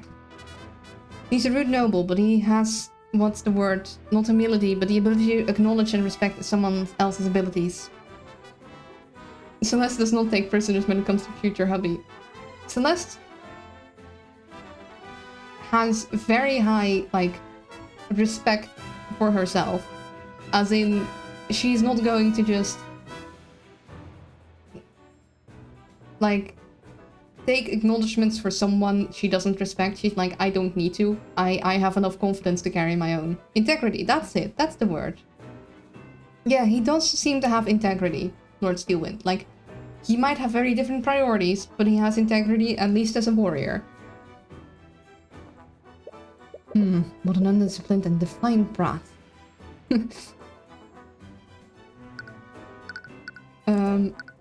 Hey, I want your thoughts on other people. William Fregra, full to the very end. From what I've heard, you two weren't on the best of terms. Nothing more on belief that every problem in our kingdom could be resolved with gold. He's a prick, but real recognizes real. Yeah, I guess so. He failed to see that danger's posed to our kingdom. What the kingdom needs is a sharp weapon and an iron fist to wield it. I don't fully agree on that, but I do think that assuming that every conflict can be solved by just throwing enough gold at it is kind of foolish. So 3 of the house pillars are here now. So this is Lord Steelwind, this was Lord Fregra, and then there is Lord von Sanctus. I think he has the most integrity, but I guess compared to these guys, that's not a very hard bar. What do you think about? Okay, completely inane. What else do you expect me to say? Okay, no thoughts on fellow house pillar. Well, 2 on the tree. One's currently in a nice wooden casket. Yeah. I didn't expect someone of your status to recognize me. I know of you, and the infamous Ruby Tamora. Right. I also know that my daughter has failed to defeat you once. I await the day when she tears you down from your throne. Oh, he's a supportive dad! Okay. Doesn't he disapprove of her becoming a prosecutor? He almost sounds like an encouraging parent. Yeah, maybe he doesn't disapprove as much as she thinks he does.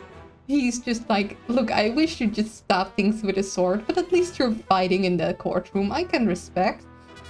Maybe he's starting to respect. I want him to be nice to his daughter, because Arya deserves a nice dad. Miss McCoy, the Crimson Deep. Oh, he knows her.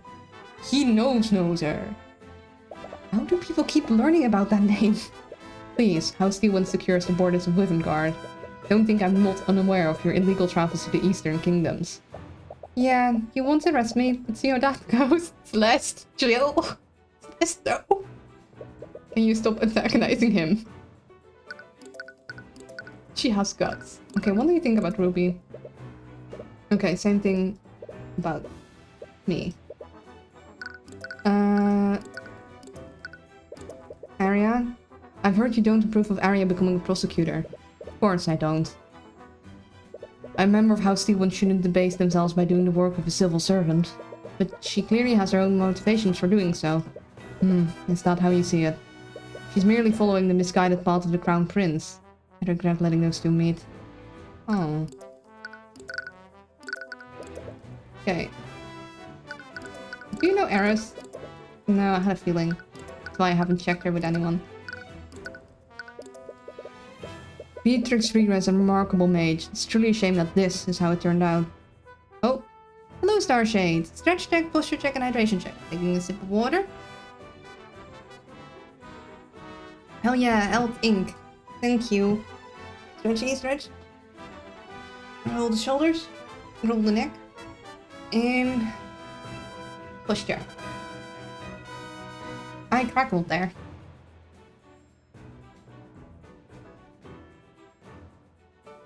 He does seem to have... I mean, I guess it makes sense. He has respect for power.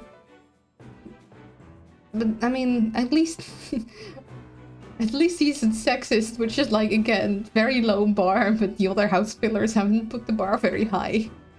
I'm surprised to hear you say that. I assumed most in the nobility hated her. If you're correct, then most of the nobility are imbeciles. At the age of 13, she surpassed her father's magical talents. If she had been allowed to develop, she could have revolutionized the study of conjuration magic. Okay, I go sleep. Have a good stream. Almost. Oh shoot. Go have a good sleep. Thank you very much for stopping by. I really appreciate it. Night night. She would have been a great asset to our kingdom. Even the pragmatic one, isn't he? Well, at least he has, like, standards. And he has a point. Like, she could have been real... Hey, do you have thoughts on Wallace? No. But I guess he'd...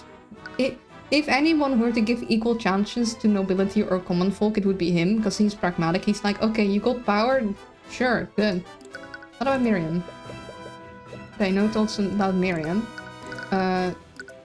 Leif? Okay, no thoughts about Leif or Miriam. Yeah, I had a feeling he wouldn't... What about Harold? Lord Haroldson. I can't believe it took this long for William to deal with his defiance. And if it were up to me, I'd have the old fool executed for treason. Okay, never mind. He's not very reasonable. He must only see nails within the gigantic hammer of his. Yeah, he has a very,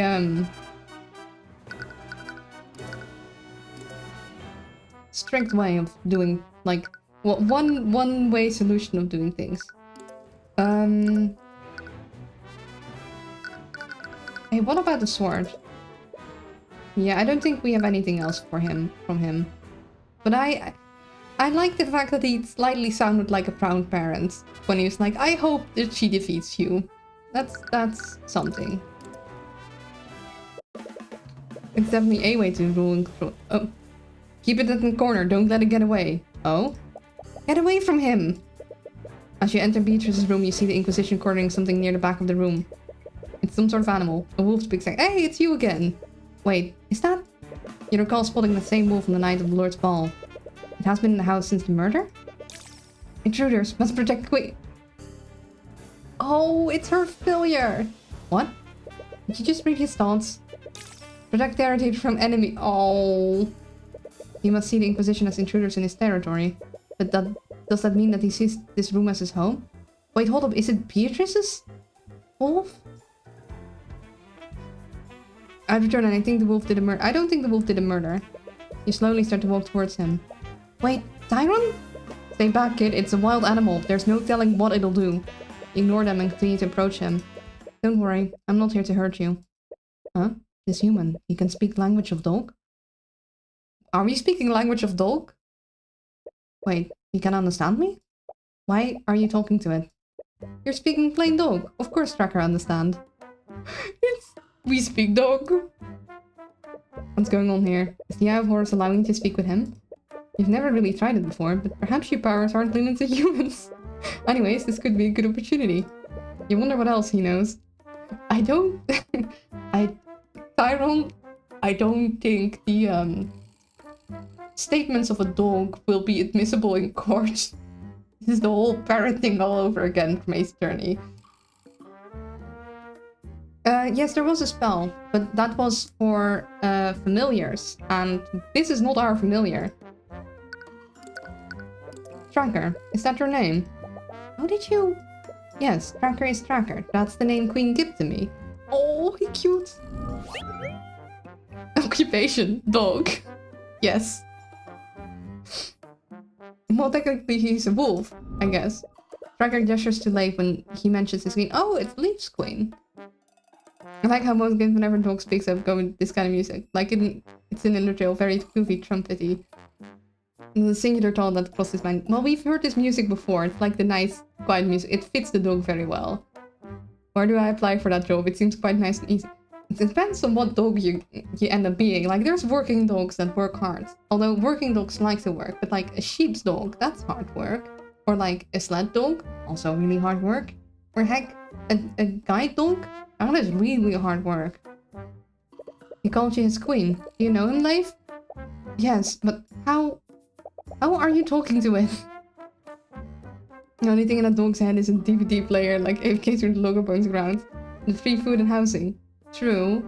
But I don't think you'd consider it free if you have to, like, work for it. Then again, you might just be lucky and become, like, just a family dog that can just nap and lounge around all day and get all the snacks. That's... in this economy? True. You're so caught up in speaking to Tracker, you didn't realize how strange the scene must look for everyone else. It's practically true. I'm a dog whisperer. You've never mentioned that before. Do you honestly expect us to believe something like that? But Tracker says he can understand him. He told me himself. Wait, how do you know that? Well, clearly Tracker's your familiar. So Leif, how are you able to communicate with Tracker? I suppose there's no sense in hiding it anymore. Tracker's my familiar. Familiar? So it's the same magical bond Harold has with his monkey. You recall that familial bond spell allows the caster to telepathically speak with their familiar. That must be how she's speaking to him. You never mentioned him during questioning. It wasn't relevant to the investigation, and I've been keeping him a secret from my family. I suppose that makes sense. I doubt William Fragrant would have allowed you to keep an animal in his... Oh! So... this was where she kept Tracker secretly. And that's why nobody else was allowed to clean in here. Well, I don't appreciate you keeping this info from us. But it doesn't look like anyone got hurt. And aside from this dog, we haven't really found anything new. Damn it, they didn't find any more physical evidence of the theft. It looks like you've run into another dead end. Did the dog accidentally steal, like, the sword? Getting it confused. Was the dog, like, playing fetch with swords? Unless... Tracker, I saw you on the night of the murder. You what? Tracker! Ruh-roh. Oh no, he's in trouble. He's supposed to stay in his room. Supposed to stay in this room. Wait, is that why you won't allow the servants to enter it? Doge, concerned Doge. He's a very concerned Doge. I didn't want to keep him in Beatrice's room, but he was very insistent that he stay here. That sounds like a bad boy. No, he's not a bad boy. Tracker likes the ambiance. Right. Wait, if you live in this room, did you see who brought the sword of spell eating here? He's doing a heck concern. I already asked him about that, but he didn't see anyone. He must have been taking a nap. Or he was outside even though I told him not to leave. Uh-oh. Oh, Doggo. Damn it. Tracker see a lot of other things though. We need that as an emote. I can't just steal, like, the dog face and make it an emote. And I don't think I could get into contact with the game developers to, like, make it an owl. It would be even cute.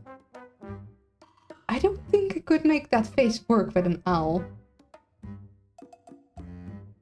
I could give it a try. I'd have to... I did get help getting the zip file of all the things, so I could get the doggo from there and see how they did the face. That's class, having a doge. I could. Yeah. That's very sweet of you, but I don't have an... Like... I still don't have a way of paying people set up, or receiving money set up, where I don't dox myself. So I wouldn't be able to compensate you. Although I guess you did already. No wait, you sent that to... Never mind. I did do a commission for you, but that's... We sent the money directly to Bart for that one. Tracker seen many new people that night. Right, he was roaming the manor during the Lord's Ball. He must have seen a lot of new people.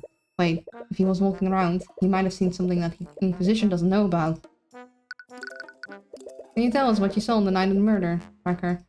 Tracker see rats. This may be more difficult than you thought. I need you to be more specific. Can you go in order? Tell me about everyone you saw that night. Okay. Tracker was taking a nap in room, but Tracker woke up from loud sound outside. Tracker hears small things running in the walls. Running in the walls? So that's the rats that people saw on the fence, but I don't think it was an actual rat. I think it might have been a monkey. I was gonna say PayPal with a business account, but we talked about it before. Because of where you're from, they need a bunch of stuff, right? Yep. Where were you? Room. Yeah. Although, I might be able to change my... So basically, PayPal won't let me change the name that shows. Unless I give it, like, my identity card. But then it'll change to that name. And I was like, well, that is not gonna help anything, because it's the same name. But then I realized on my idea, it technically only uses my initials.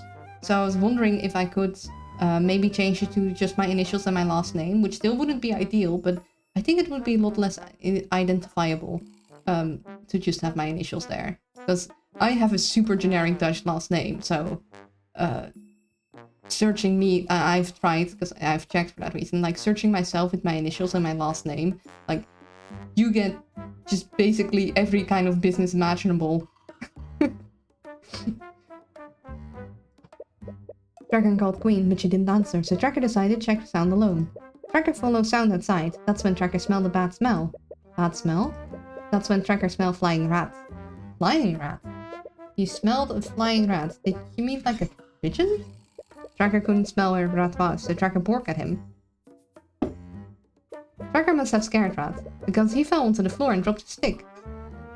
Oh, look at what a good boy Tracker is. The rat had a stick. Tracker could see them now, so Tracker did one final bark to scare them off. The rats were scared and went back into the walls. It went into the walls. I tried with my name and used good construction-related stuff. Yeah. I got like a plumbing business. I don't think I'd make for a very good plumber. I'm way too clumsy. That's when Tracker picked up the stick Rat dropped. Queen finally answered Tracker. She told him to go back to his room and hold up the stick. The stick the rat dropped. Was it the sword? Did you bring the sword back? After message, Tracker brings stick back to the room for inspection.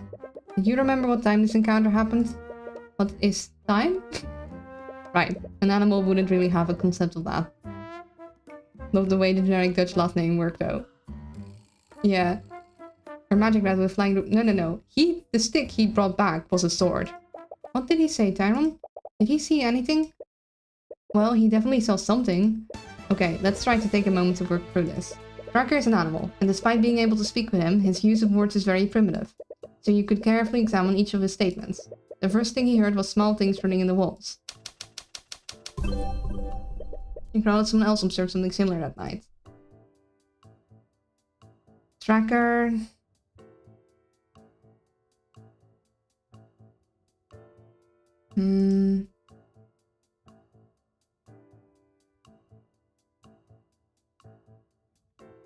I think Tracker heard rats running in the fence. The servants were complaining with rats running through the air fence, so they sent me to take care of it. My last name isn't particularly generic, but it's a common word in English language that means my ancestors were either carpenters or poor. Being autistic, I don't really understand the concept of time. I mean, having ADHD, time is just an illusion, and like my sense of time is very out of the window, especially like now with the meds it's better, but before the meds it was just like 5 hours could have passed or 10 minutes could have passed and it would have felt the exact same. Time was made up anyway. Yeah, more or less. I figured I had nowhere else to go, so I opened it up and put a trap down. He must have heard the rats that Jan mentioned. They weren't actually running in the walls, they were running in the vents. The next thing he did was call the Queen, but she didn't answer. The Queen, that's referring to from Leif, but Leif wasn't with him at the time. He must have called out to her telepathically. Oh.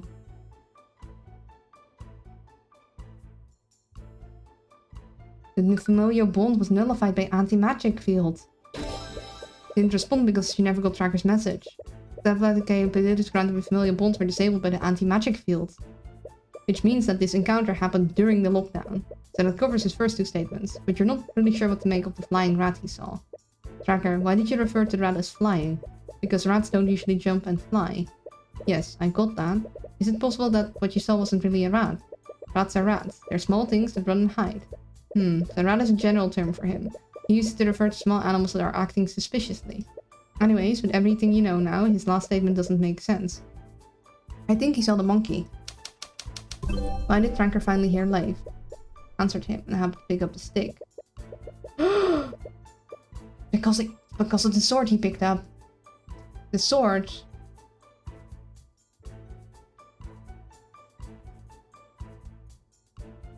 stick that Tracker obtained was actually the sword of spell eating. About that stick you found. Where did you put it after you came back to this room? Tracker hides stick in safe space, under the bed. And this stick, it look like the sword that my friend is carrying? What? Hey, your friend stole my other stick! Wait, your other stick? Yeah, Tracker found it while he was hiding from Metal Man. Metal Man? Is he referring to the King's Guard? He must have left the bedroom when they were searching for the sword of spell eating. Wait, are you the one who stole Celeste's sword? Tracker! Did Tracker do a bad? Yes, you're not supposed to steal other people's sticks. And that's how I suspected. Tracker was the one that brought the sword of spell eating here. What? I have no idea how or why, but the sword of spell eating was lying in a hallway somewhere. The Tracker found it and brought it back to Beatrice's room. His room. That can't be. So the person who framed Beatrice for the theft was... Oh, Poco didn't know. If it weren't for a Tracker, the Inquisition would have never honed in on Beatrice at all. But why would the sword of spell eating be lying in a random hallway? The rat dropped its stick. Yeah, so we need to figure out whom said rat is. And I think it's the monkey. Because there's nothing else small, like here, that would be able to carry a sword. Even then, the monkey, I find it kind of hard to believe that it would carry a whole sword. He's really trying to do Puss in Boots with the puppy dog, guys. I don't think he's quite pulling off Puss in Boots style, but he's getting there. Nate, do you mind if I borrow Tracker for a little bit? It's okay, Queen. He smells good. Tracker trusts him. Oh, look at it. We could toggle approval. Thanks, I guess? Okay, but only if you allow me to accompany you. You know about Miriam's position. How does Leigh feel about your prosecuting Beatrice? Works for me, I say Tracker innocent of all charges. I do think Tracker innocent of all charges. It's possible she might try to sabotage the investigation and let her accompany you. As Tracker's owner, she don't really have a choice. Everyone else is very confused about this conversation. Oh yeah, luckily, like, Familial Bond is a spell that is, like, known about, and, like, Leif can back you up on what Tracker said. Or back us up on what Tracker said, because otherwise, like, whatever he said would... I still don't think it would be admissible in court, but at least getting us some clues. You're not the Leif, but you also send a subtle gesture to Celeste to keep an eye on her. She silently nods and slowly follows behind her. Alright, Tracker, can you take us to the hallway where you found these rats? Sure thing, King. Oh, hey, we're getting a nickname. It looks like you've received a promotion. Yay, us! I'd like to call my next witness, a good boy. You allow Tracker to lead you to the location from where he found the sort of spell eating. Surprisingly, it's fairly close to Beatrice's room. He apparently didn't travel very far before he met those rats he mentioned. Look at that vent. The Angie. As you continue towards your destination, Tracker suddenly becomes extremely tense. Tracker? What's wrong? Enemy. Oh, he knows. Even Tracker's like, nuh-uh, bad vibes. Oh? Before you even have a chance to react, Tracker steps between you and Eris and begins angrily barking at her. Oh dear. Tracker, stop that. Dave tries to calm Tracker down, but he's undeterred. He continues to bark at Eris, and it looks like it's taking all of Leigh's strength to hold him back. I'm terribly sorry, he's not usually like this. It's to be expected. I'm not sure why, but animals have always been able to see me for what I am. Animals have always disliked me. She did it again. She did it again. Tracker knows. See, trust Tracker. Tracker knows when someone's bad, and Eris bad. What is Eris doing here? You recall seeing her at the barracks too. That's it is very concerning. She said that her father is friends with Beatrice, but is she involved in this case somehow? Yeah, how are you just roaming around here? Anyway, you came here for a purpose. You should examine this hallway and see if you can find any clues. Eris being here is definitely going to throw us off because it's going to potentially, like, move things. These crystals are supposed to generate an anti-magic field during the lockdown. However, the sword of spell eating would have made its wielder immune to these fields. There's an air vent over here. It appears to go from the ceiling to the ground floor. It's where the rat escapes to Tracker. That's where the jumping rat went. I thought you said it was a flying rat. Tracker see that too. Okay, probably better to just move on. Anyways, where did the rat come from? Rat come out of the other wall. You mean the vent on the opposite side? Yes, Tracker saw a flying rat escape that way. What was this rat doing here in the first place? Repario Arcanum. Oh. What? What do you see? The vents have traces of illusion magic inside them. Hold up. So... maybe whatever Tracker saw was disguised to look like a rat. What? The traces also go deep inside these vents. It's the same for the vents on the other side too. I don't like Eris being the one here now. Why would there be traces of illusion magic inside the vents? What spell could have possibly left those traces? As I told you many months ago, illusion spells tend to do one or two things. They either create freestanding illusions, or they can disguise an existing creature. I doubt someone created a small freestanding illusion in the vents, so a disguised creature must have been inside these vents at some point. But these vents are tiny, no one would be able to fit inside them. Tracker can see them now. Tracker did one final poke to scare him off. Oh, could see them now. So, the rat was initially invisible.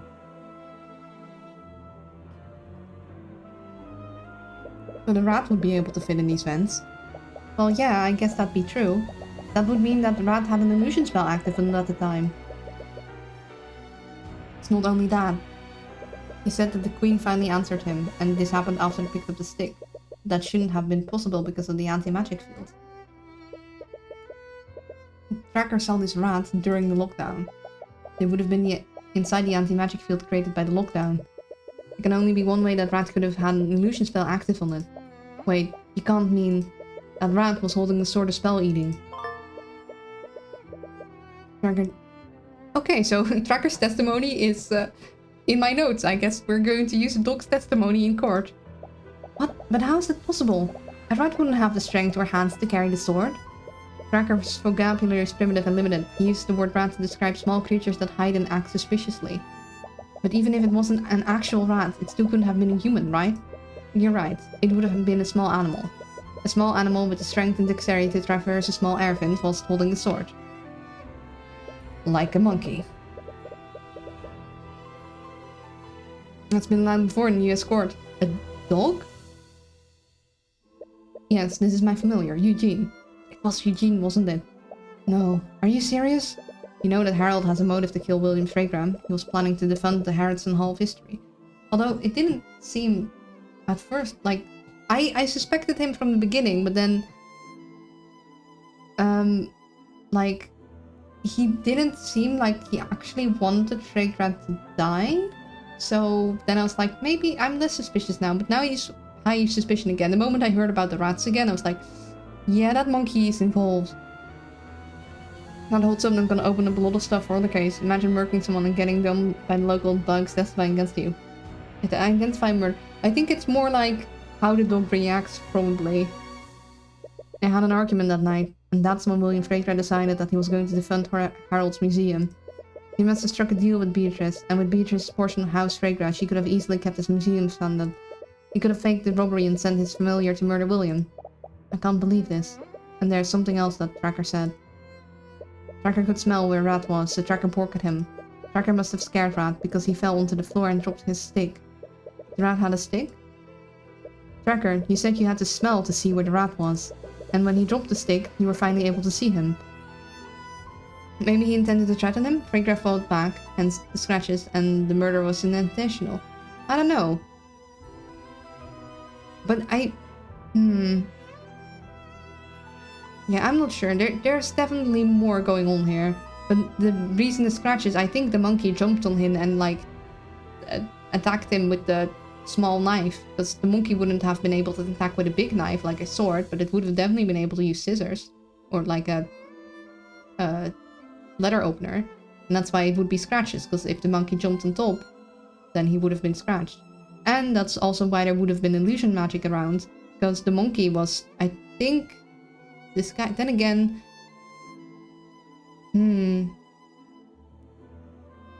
Fragra called out, "Who are you?" So I doubt he saw a monkey. Or a rat. Does that mean you couldn't visually see him before he fell down? Yeah, Tracker couldn't see the rat with his eyes, so Tracker used his nose to see it. The monkey was invisible. No one would have noticed the small invisible animal. In addition to that, he moved through the air vents. Eugene would have been nearly undetectable that night. Beatrice is a master of illusion magic, so it's possible that she cast invisibility on Eugene. And then there's the position of this air vent. We're currently in the hallway just north of Beatrice's room, and this air vent connects to the ground floor. If we align the two floor maps together, this vent must lead to the storage room. Right, the air vent there curved upwards. This must be where it leads. And according to Jan, the air vent led directly to William's study. It would have been the perfect route to enter William's study and leave undetected. The neck is a big target when you're mouse-sized. Yeah, true. It's a pretty big monkey. Like, it's not tiny. Technically, this isn't murder either. It's assassination due to it being of the political nature. Yeah, they're still calling it a murder. But he wouldn't have needed to nullify the lock to enter that room. Why would he need to use the sword of spell eating at all? Because of familial bonds. They can't telepathically communicate with each other. Harold probably needed Eugene to hold the sword so he could tell him exactly where to go. The sword's magic affects anyone magically connected to the wielder, and familial bond connects them magically. It makes sense now. Harold could have easily faked the robbery to take suspicion of him. It's even possible that he was lying about how the display glass was shattered. I've known Lord Haroldson for many years. I can't believe that he'd be involved in this. She may have known Harold for a long time, but she's never read his thoughts. His thoughts were very hostile and rude, despite his kind expression. He's very good at hiding what he's truly feeling. And Beatrice, there's no way she'd participate in a plan like this. Look, Leif, I know you don't want to suspect your sister, but it's not that. Beatrice would never trust anyone enough to work together like this. But she's completely blind. She wouldn't have much of a choice. Even so, she's not the type of person to trust her accomplice to stay quiet. She'd find a way to carry out a plan herself, and she'd only employ someone else's help if she had full control of them. Dave probably knows her better than you do, but you doubt that working alone would be possible with her condition. And you can't think of any other way she'd be involved in this. Anyways, we're finished here, aren't we? Well, the thing is that even though Beatrice is a very good illusion mage, if Eris is involved, Eris is also a super good illusion mage. So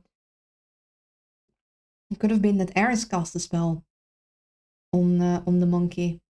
I don't know how Eris would have gotten in, but Eris seems to be able to get in anyway.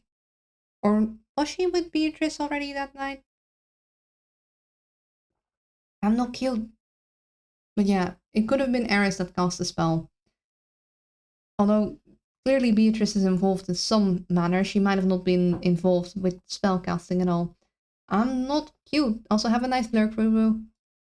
Yes, thank you for landing tracker to us, Leif. I know it was multiple abilities. Do we know what type of magic the monkey man can use? I don't think it was the monkey man that cast the spell. Because you need to be a really powerful mage to cast illusion magic. I only want to help you find out what really happened. Don't make me regret trusting you, Mr. Cubert. We're trying to get to the truth. If you're truly on the side of justice, then you won't. Good. Now if you'll excuse me. So that's it, right? We finally know who really committed the murder then. And if you can get Harold to confess on the stand, he might reveal Beatrice's involvement as well. Now I think it's more complicated. If he does that, you might be able to convince her and Mr. Morrow to take a plea deal. Although, knowing Mr. Morrow, that will be easier said than done. Anyways, this is definitely the lead that we've been looking for. But it's really enough? We still don't have any physical evidence. I'll have to do for now. Running out of time. We'll just have to call Harold to stand to testify what he did that night. If I can push him far enough, I might be able to catch him lying. But you doubt he will be that easy. He has a good poker face. So how much will he be able to hide his true thoughts? Yeah, Mr. Morrow will be instructing him. I already gave my statement to the Inquisition. Is my testimony really necessary? Sorry, old-timer. My orders come straight from the prosecutor. We're going to need you on the stand today. I understand. I'll do what I can to help.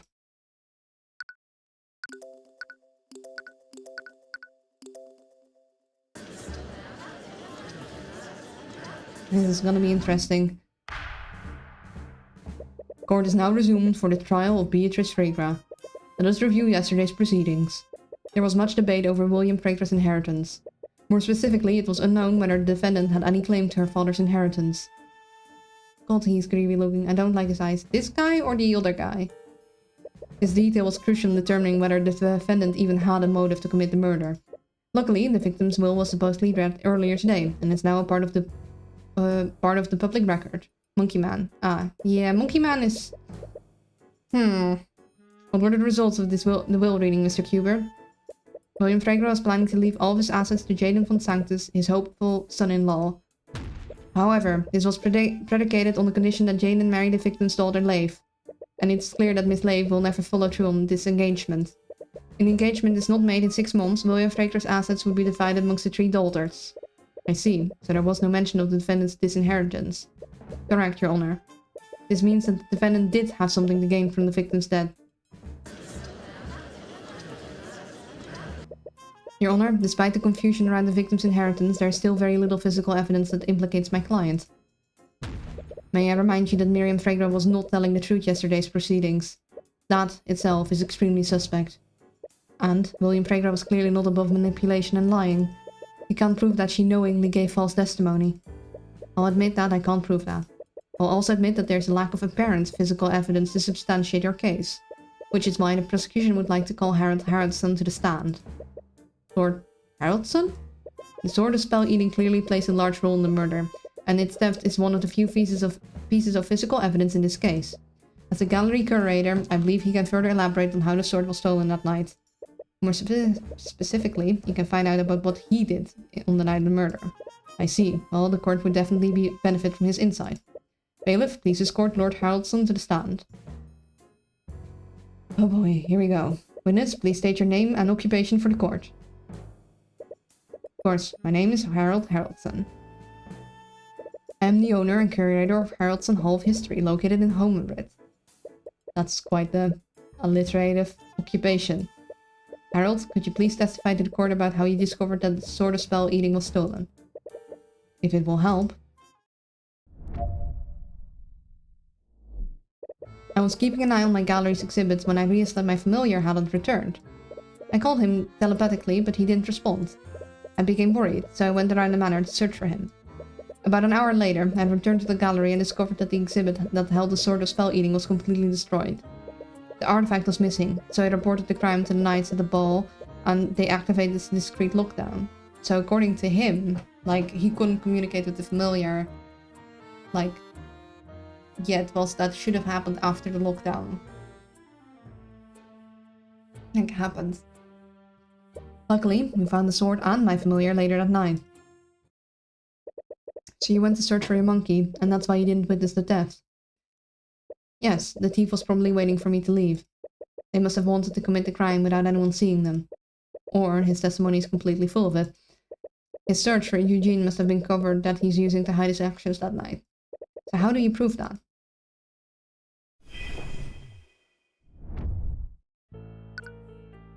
Are you referring to Eugene? Eugene? Eugene Harrodsson, Your Honor. It's the name of the witness familiar. Yes, Eugene is a spry orang-utan monkey who helps me with my day-to-day. Oh, he did not read as an orang-utan at all to me. Also, orang-utans aren't monkeys, they're apes. I see. Anyways, he said that he hadn't returned. Does this mean he left you earlier in the night? Also, they're pretty big. Yeah, like, that would not be able to fit on his shoulder at all. They would definitely be able to carry a... But they are tool users, yes. But I don't think this monkey, it's orangutan.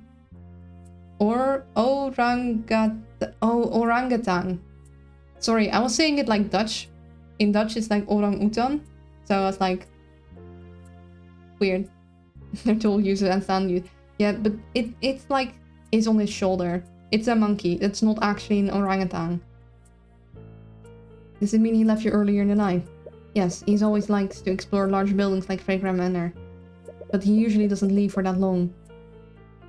Yeah, I was mispronouncing it. Like, I wasn't pronouncing it in the English way. Because I was like, oh, this looks like the Dutch version. So my brain went, Dutch mode. I'm sure this will be fine.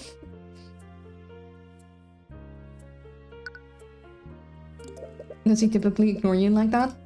Sometimes. He's a young boy, so he likes to have his privacy. I try not to pry, but I was worried if it would happen if a noble or a knight came across him. He usually knows not to bother people, but you never know what might happen. You left the gallery room. Yes, as I said, I was worried that something had happened to Eugene. Where did you go during your search? Eugene usually knows to stay out of people's bedrooms, so I went downstairs and searched for him there. I checked the bathroom, sitting room, and coat room. Then I finally checked the kitchen and pantry. He might have gone there to steal some snacks. But you didn't find him in any of those places. No, I didn't. If I recall correctly, the glass is completely shattered. This is despite the presence of several abjuration spells that protected it. Yes, it would have taken an extremely powerful spell to break it like that. As you saw, the glass displayed was shattered into shards. Unless Harold had a way to dispel that magic, a powerful mage must have destroyed it. See, Tara remembers what, if I recall correctly, means. He doesn't use the abbreviation though. Perhaps Harold had Beatrice shattered glass before she went to the ballroom. And it would be kinda strange. The sword of spell eating makes its wielder immune to magical effects. What use would the lockdown have been? Honestly, not much. The wielder would have been immune to the anti-magic field and the spells that prevented people from leaving. But at that point, the Kingsguard just wants to activate it for good measure. The statement just now is missing some details. But what details should I ask him to elaborate on? How did you find Eugene? How did you eventually find Eugene that night? After an hour's silence, he finally responded to my telepathic messages. He met up with me in the gallery before we went to search for the... That doesn't add up. Because he should, once the lockdown was activated, should not have been able to hear it anymore. So this wouldn't have been after the theft was reported. Yes. I've had to pick up Eugene after he murdered Lord Freydra. This must be the alibi they're using to account for the time that no one could see Eugene. Anyways, this detail could be extremely important. Please add it to your testimony, witness. Harold. Yes, of course. Harold. Yeah, I know. I know something isn't right there.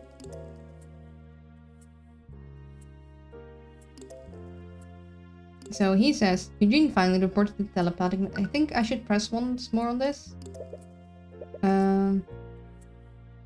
No. Okay, this would just changed again. So let's go through it. I don't need to hear that again. Yeah. I know. I'm aware. Okay, so I need to present on this. And that he couldn't have replied because of the lockdown system. Objection!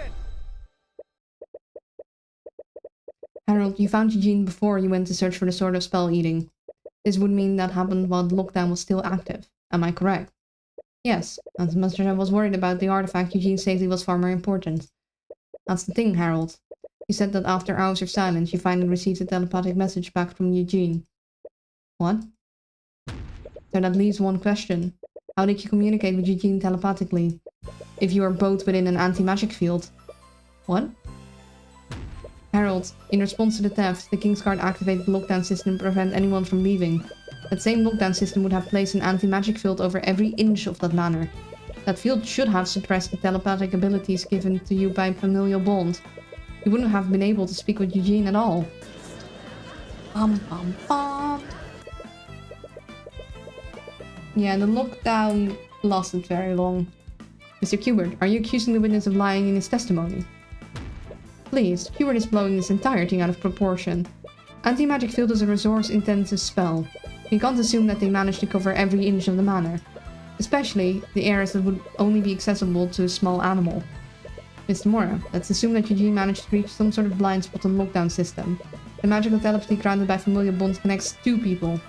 Even if Eugene wasn't affected by the anti-magic field, Harold would be. That's very true. So how did I hear him that night? There's only one answer to that makes sense, Harold. You did hear Eugene telepathically. Because Eugene was wielding the sword of spell eating. What? I'm sorry, Mr. Kubert. But are you saying that the sword of spell eating was stolen by the witness's pet monkey? I am, Your Honor. It's the only way the witness testimony makes sense. She doesn't have a rebuttal. You should push this while you still have a chance. Harold Haraldson, you were the one who stole the sword of spell eating, weren't you?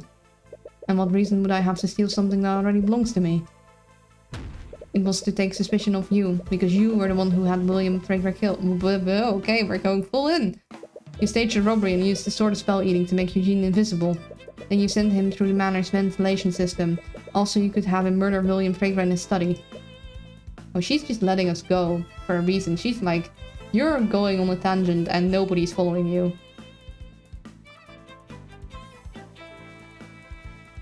Well done, Hubert. I suppose you just can't stop yourself from pursuing a lying witness.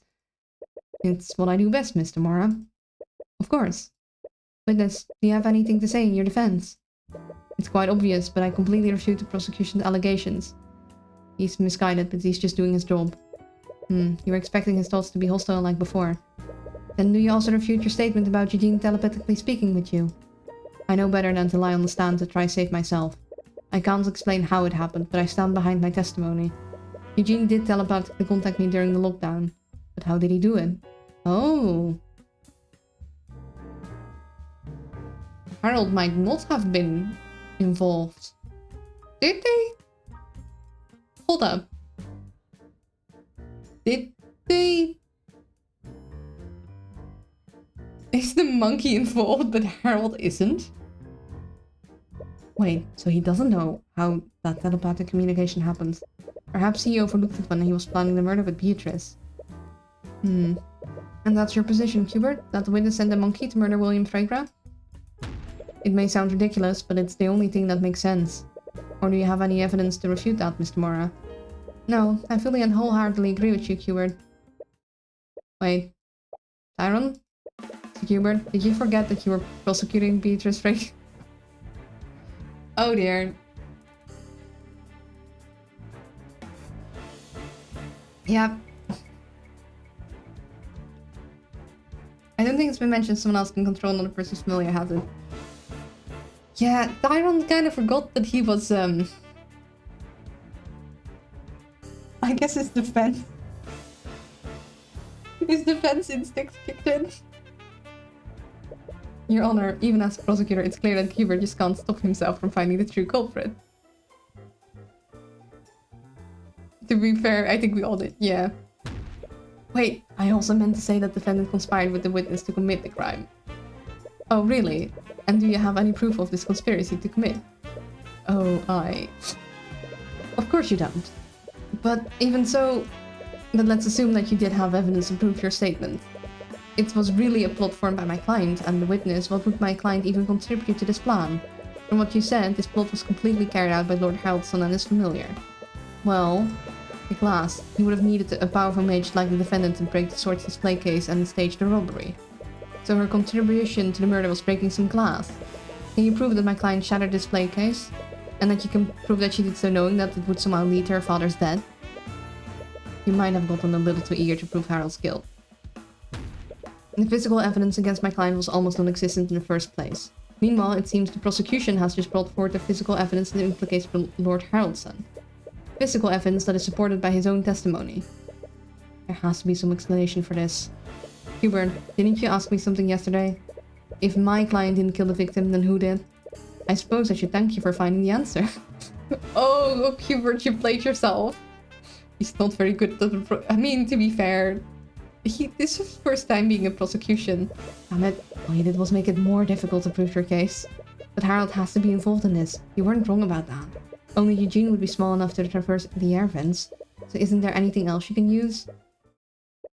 With the threat of indictment, Harold must be stressed. It's gotten you out of tight spots before. Maybe you can find the evidence in his mind. He'll just job to prosecute. Yeah, he's not good at it. You can use every trick you have, Hubert. It won't help you. Ignore her. Calm your mind and focus the eye of Horus on him. Yeah, she probably prepared for this. You have to find something, anything, that might tie the murder to Beatrice. Naught can remain concealed. Did it work? Okay, it did work. Eugene, just what were you doing that night? Did you really wield the sword, if only for a brief moment? Wait, he should have known exactly where Eugene was that night. Why would his thoughts say that? He was really not in the know. Like, I first thought, oh, he's suspicious, but then after talking to him, I was like, no, he's fed up, but he's not suspicious. And then the game was making me suspicious again. And then it was like, no, no.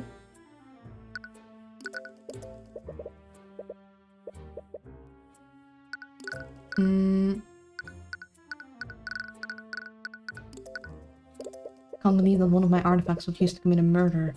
Completely disrespected the culture and the history behind it. What? You speak as if we truly had no hand in this. That can't be true, can it? It really wasn't him. The armaments of intellect are still missing. But I inspected it closely before the Lord's Ball. They were still there when I moved them to Fregra Manor. Someone must have stolen it during the ball. Right, you never did find what happened to the armbands. There seriously have been a second thief there.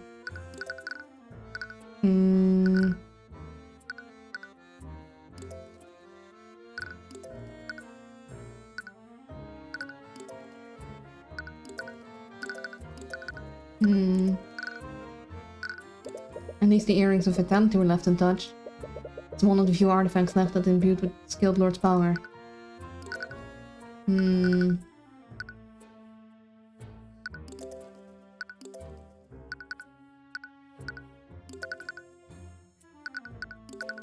Okay, tell some bullion. William, it's a shame that things ended up this way. I truly hoped I could show the value of Wivengard's history. Okay. What about Beatrice? I think I got a rough idea. If I got really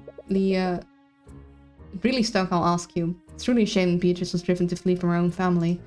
If only I'd introduced myself to her, perhaps we could have found a solution together. He doesn't know Beatrice. But how? She planned the murder with him. No, I don't think he did. What's going on? He's speaking as if he really has no hand in this. You can guard yourself from the Eye of Horus, but you can't lie to it. Nothing about this, something else about the armbands. Yeah, I think Beatrice was wearing an armband, but... I don't know if that's true. Are you wrong about Harold's involvement? If he's really innocent. See? Anything, Hubert? Oh, she knew. Your Honor, it's clear that the prosecution has nothing left to argue. There's very little evidence implicating my client, and there's far more likely suspect in front of us right now. Yes, I must agree, Mr. Mora. At the very least, I see no reason to prolong this trial any longer. Wait. Beatrice couldn't have personally done this. Discounting the fact that she's completely blind, she was with the two princes for most of the night. So who actually killed William Fregra in his study? Think about this. The reason why you suspected Harold in the first place was because of what Tracker said. Even if it was an actual rat, still could have been human, right? Right. Should have been a small animal. Strength and dexterity to travel small airvents while holding a sword. Tracker definitely saw some kind of animal. Was it someone else's familiar? Who did Tracker see in the air vents? It was either another familiar or Eugene Haroldson, but I think it was Eugene, wasn't it? Right, it had to have been Eugene. Tracker found the sword in that hallway, and Eugene couldn't have communicated with Harold unless the sword protected both of them from the anti-magic field. But why? Did Eugene just happen to be in that hallway? That also doesn't explain why the sword of spell eating was even there. No, Tracker said that Eugene came out of the air vent on one side of the hallway and fled into the air vent on the other side. Even for a small monkey, those vents would be extremely cramped. He wouldn't have entered those vents out of mere curiosity. You know that Harold didn't participate in the murder, but did he know about what Eugene was doing that night? Eugene...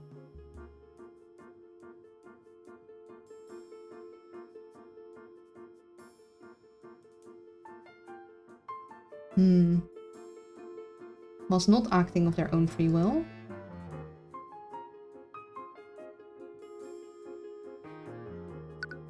No, you can't say for sure why Eugene was there. It's unlikely Harold ever knew about it.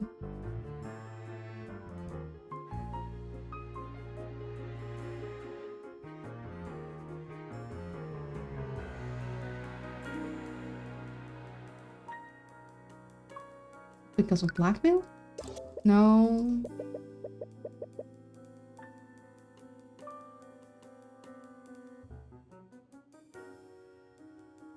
Is he trying to frame Beatrice?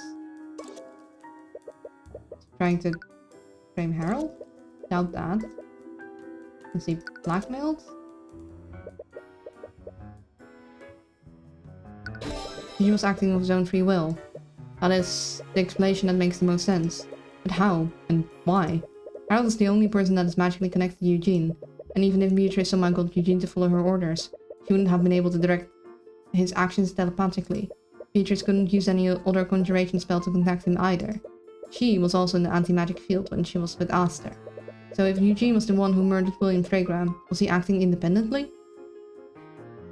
No, that can't be possible. His plan required knowledge of Fragram Manor's ventilation system.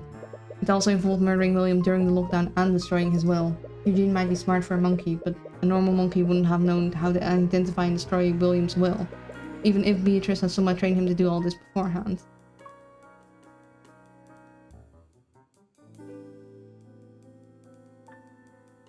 Eugene wore the armbands of intellect?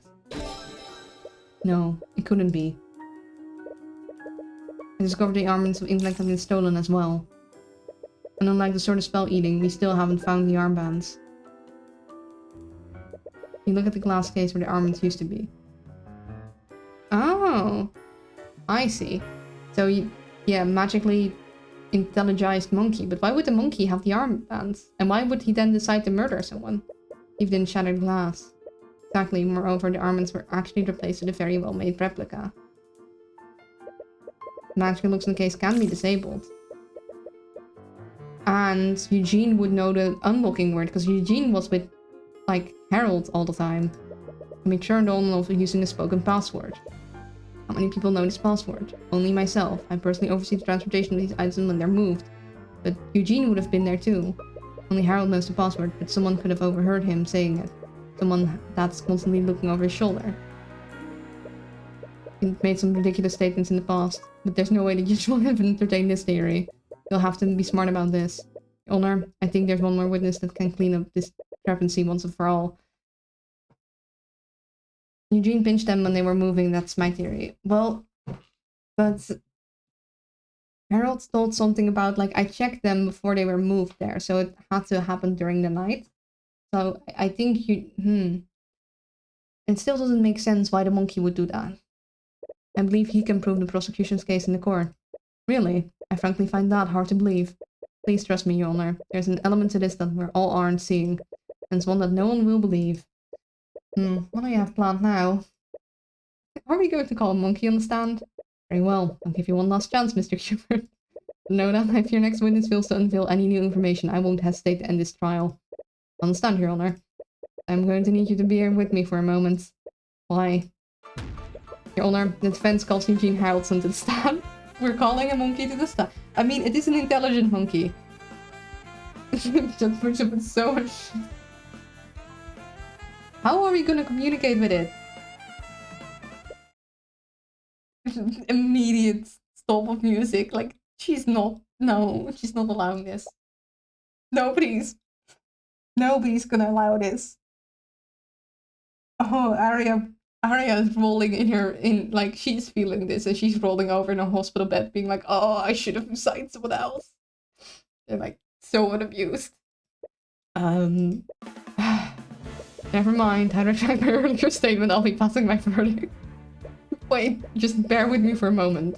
Mr. Hubert, I should find you incompetent of even suggesting this. Do you honestly think I'll allow a monkey to give testimony in my courtroom? Yeah, it sounds pretty out there, even for us. I'd like to remind the court of the nature of Harold's bond with Eugene. Eugene is a familiar. This means that Harold Haraldson can speak with him telepathically. But this is absolutely... Show me the law that says an animal can't give testimony, Your Honor.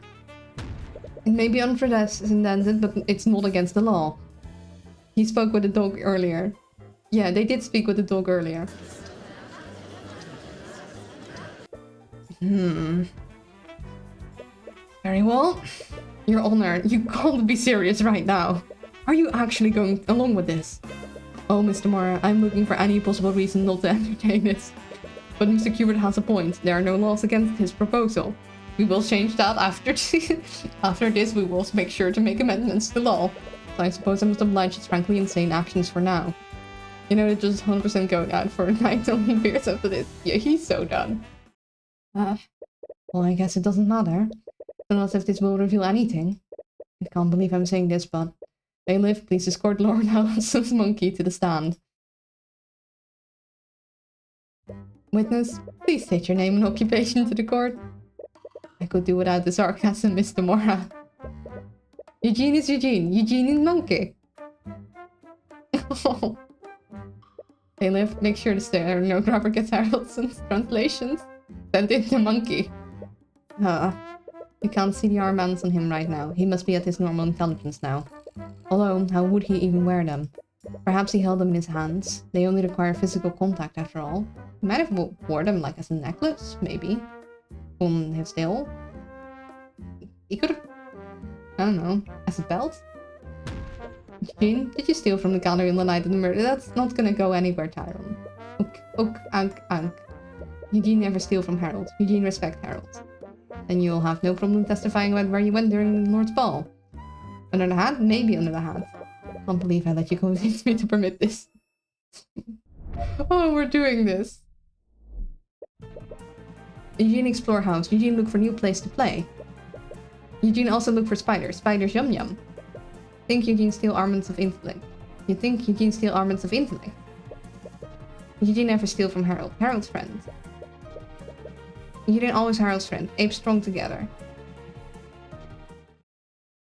And that is definitely not an orangutan, because he has a tail. Oh, you did it, Hubert. You blew this case wide open. Droopy. This is really going to help us. Look, you'll just have to trust me on this. I trust you? I trust you? That sentence should, like, turn into a question at the end.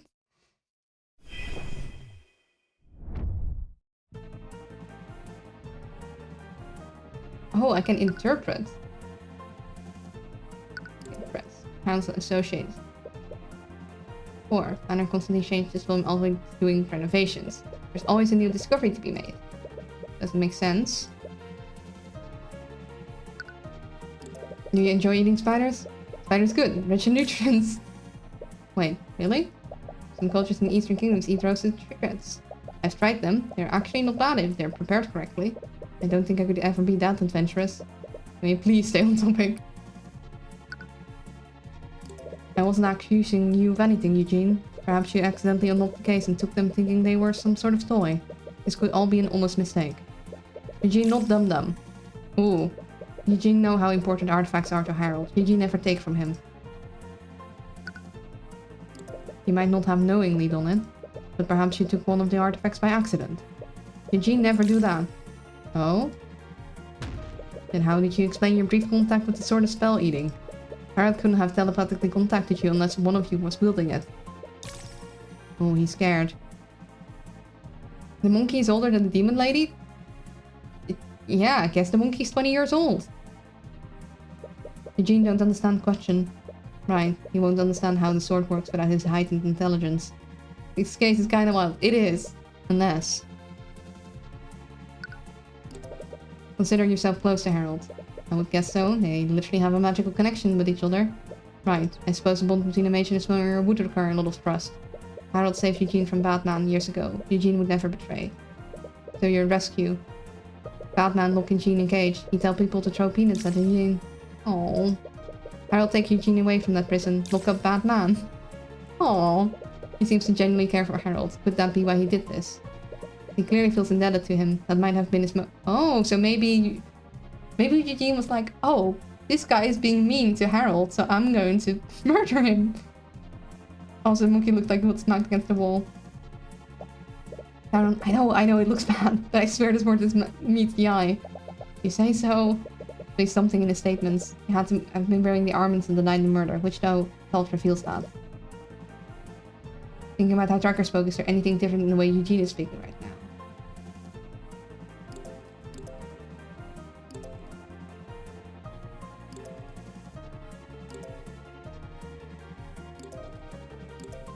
Objection!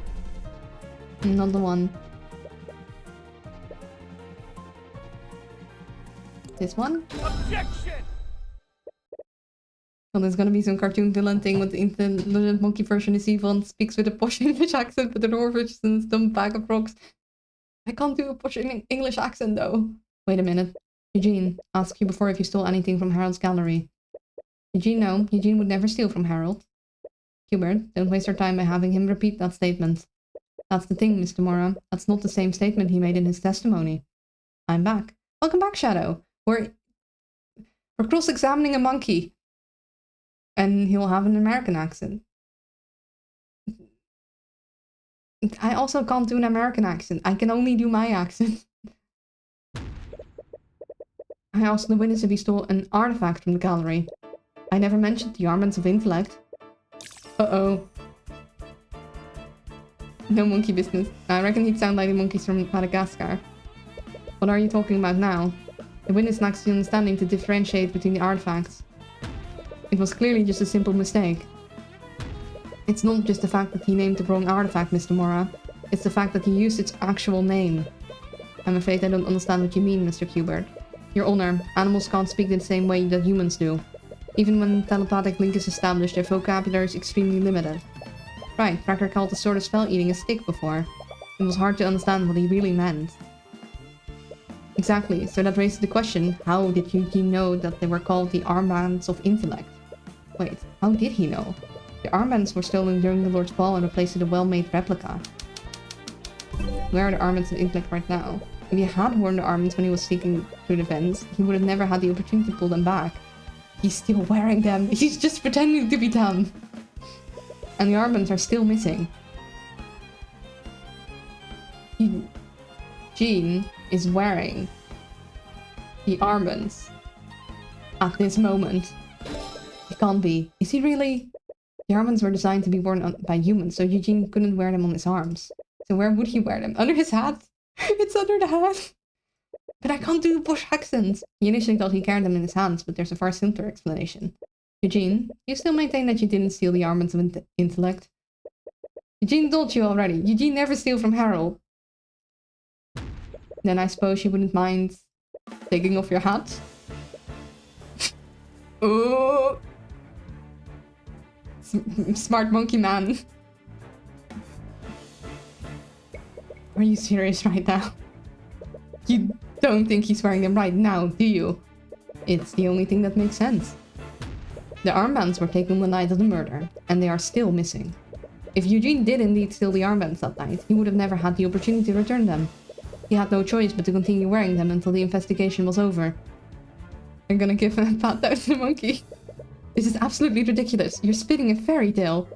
Do you honestly expect us to believe that a monkey increases its intellect beyond human limits? If I'm wrong, the witness can easily refute my theory by removing his hat. Well, what is it going to be, Eugene?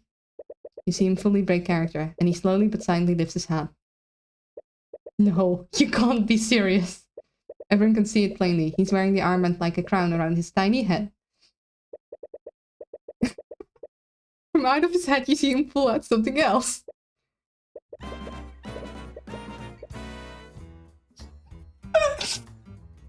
Yes! The monkey has a pipe! And he has music! This is amazing! I love this game! This is... I need a more excitable image. This does not, like, flipping express how overjoyed I am at this. This is amazing. He's even got a pipe. You know he's got a posh English accent. I can't do a posh English accent. Okay, wait. Okay. Wait. I'm gonna try. Let's see. I don't know how to do a posh English accent. A lunar hyper expression. I need like a just very excitable expression. Like a really happy and also better degree surprise. Like I have a surprise, but this is more of a worry. I need like a shock. Okay. Trying to think back of like English class when I was flipping 13 and the BBC.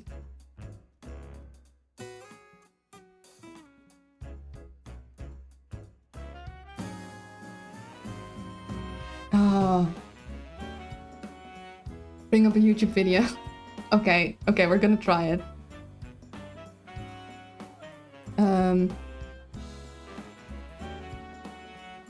I just type in English accent. Okay, no, British accent.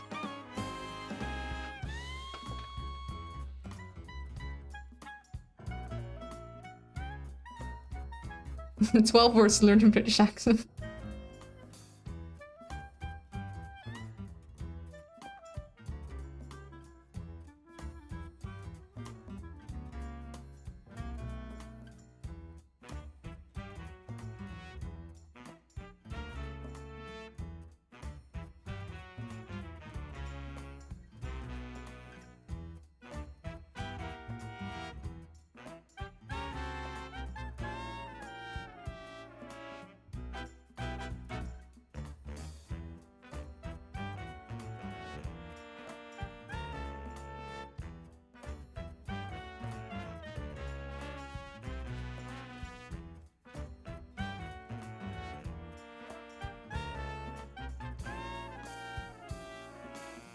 Okay, so it's no pronouncing the R's.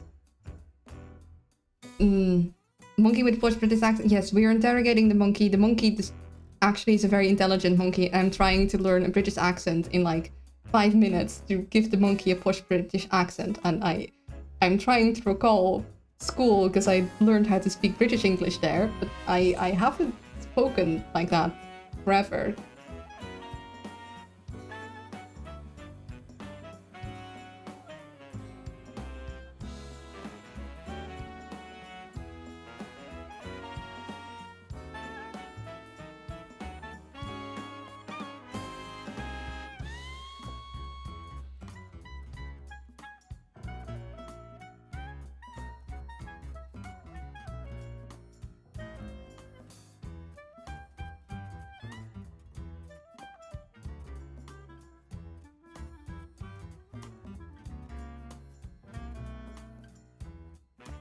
Wait, I'll let you listen along to this.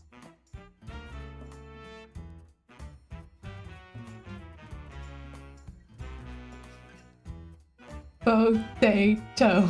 I'm learning British English.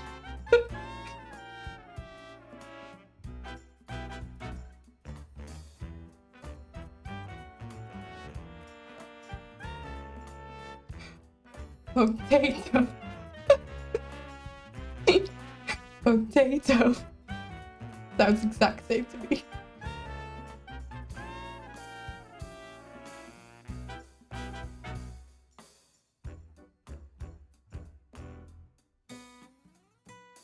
Tomato. Potato. Tomato.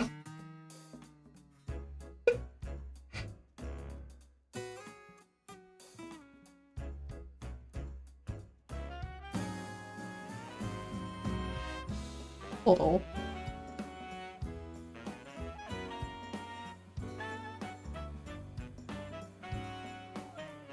Water.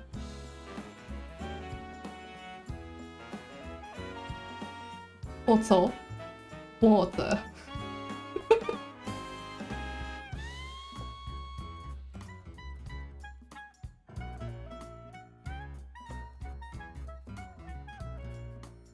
Yeah, no, we're just skipping through.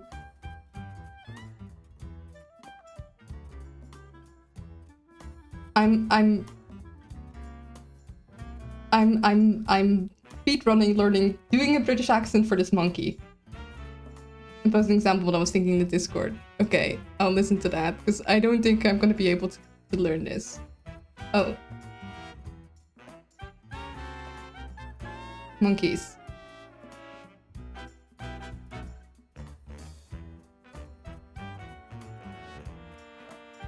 Yeah, I think you guys are overestimating how quickly I can... It's Tuesday, tune in.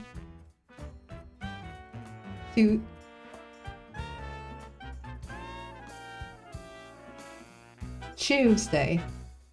Okay, so... Bottle. Water. Tuesday.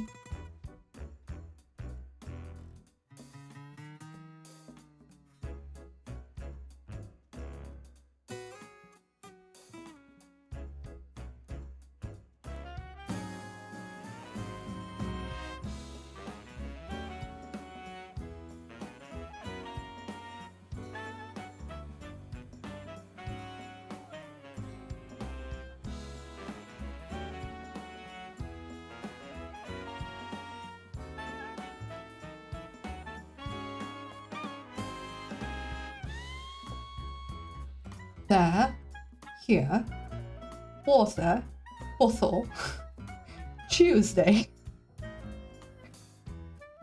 We're gonna just give this a try. Well done, Mister. No, that's too much R, isn't it?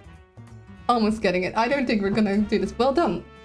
Well, high, low. Well. Well,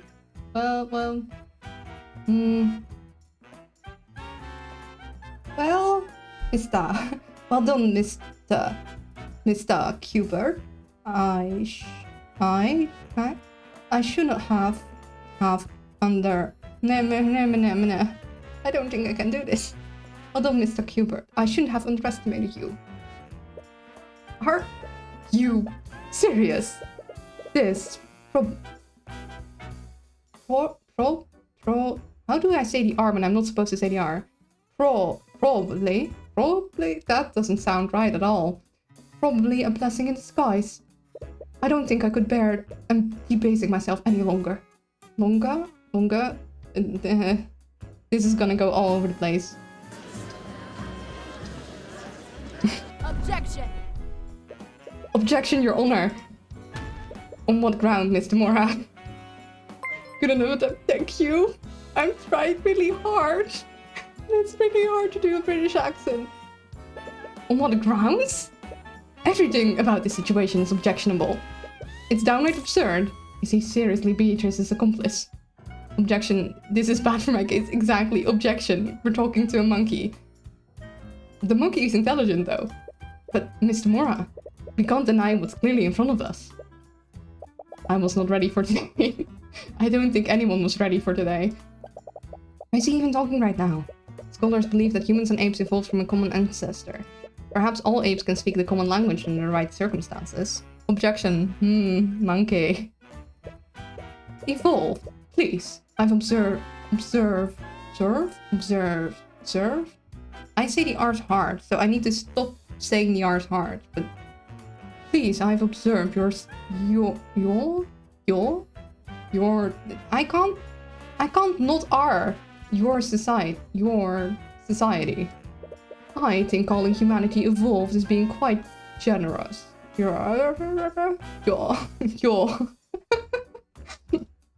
can't be happening. Well, are you all done gawking at me like a bunch of simpletons? Simpletons? Wait a minute. It's quite difficult to separate myth from actual historic accounts. You were hearing the monkey's thoughts. Right. I remember encountering a similar problem at the Imperial Academy. You must be quite dedicated to your studies. At least you're having... I'm feeling embarrassed though that I'm failing. But yeah, we were hearing the angry monkey thoughts. Rude. But you spoke can't be helped. Every insulting thought that you've seen from Harold, they weren't Harold's thoughts at all. They were Eugene's thoughts. He's been wearing the armband since you first met. But I still don't understand. Why would she even take the armbands in the first place? I'll admit that the Lord's ball was one of many occasions. The first time I touched them was due to sheer chance. You put them on by accident? My unawakened self was enamored by its glittering sheen. I merely wanted to touch them, but when I first held them in my hands, I experienced a sense of clarity that I'd never felt before. I was afraid of what I'd experienced, so I left them alone. But as I returned to my primitive lifestyle, I couldn't stop thinking about what I felt that day. You were hooked. I wouldn't quite phrase it like that, but I suppose you're not wrong. Okay, have fun, Hornet. I already knew the password to Harold's vault, so I'd come in from time to time and indulge in the armband's power. But the more times I spent with my awakened intellect, the more I craved its power when I had to put them away. I'm very confused. And that's when you made the replica. While no one was watching, I devised a plan to discreetly take the armbands. Harold would have eventually discovered that they were stolen, but he would have concluded that a noble from the Lord's ball took them, because of the pressure that he was receiving from the crown. I'm not proud of what I've done, but I never expected things to reach this point. I didn't expect someone to steal the sword of spell eating as well, and I certainly didn't expect a murder to happen that night. So you still maintain that you're innocent? Of course I do. I stole the armbands, but I did not murder William Fragram, nor did I take the sword of spell eating. Allow me to elaborate.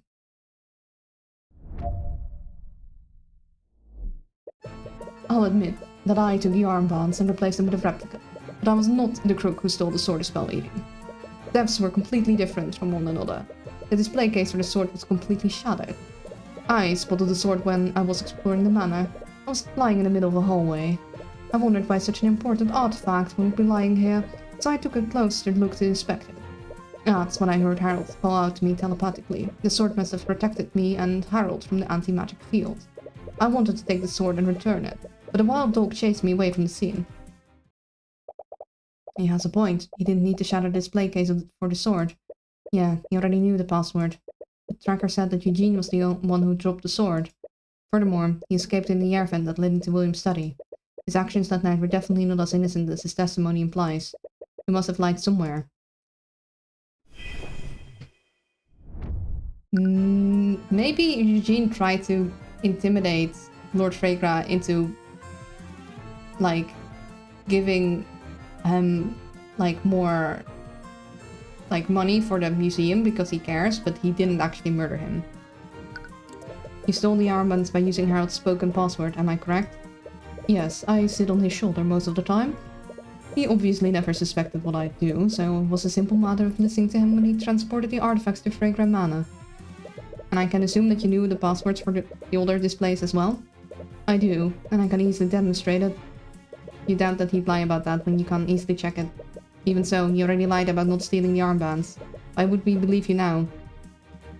Dude, Harold must be going through it right now. Yeah, Harold must be having like a, slight crisis. Like, oh, I have an intelligent monkey familiar, also, he... The answer to that lies in the physical evidence. How do we know that you didn't shatter the glass to cover your tracks? Harold's password nullifies the logs, but they don't nullify the magic that protects the glass. Harold told you himself, didn't he? Only a powerful mage could have shattered the reinforced glass. And as a familiar, magic can be cast through you. Only Harold can cast magic through me. I can't cast any spells by myself.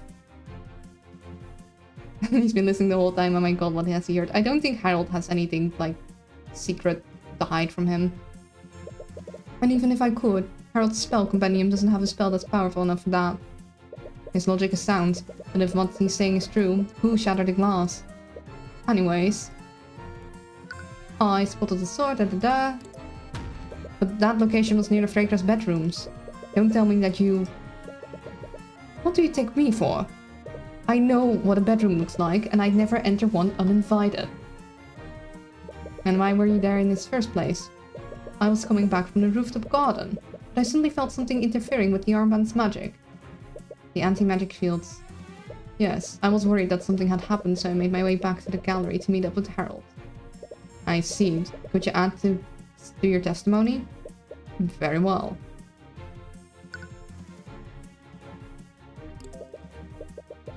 And that's when you made contact with it. Yes, I was quite surprised too. At the time, the magic of the armbands was being nullified, but when I picked up the sword, my intelligence finally returned. That's how I knew that I was holding the sword of spell eating. Was this the first time he tried to contact you this night? No, he had telepathically messaged me earlier that night, but I was so absorbed in my exploration that I ignored him.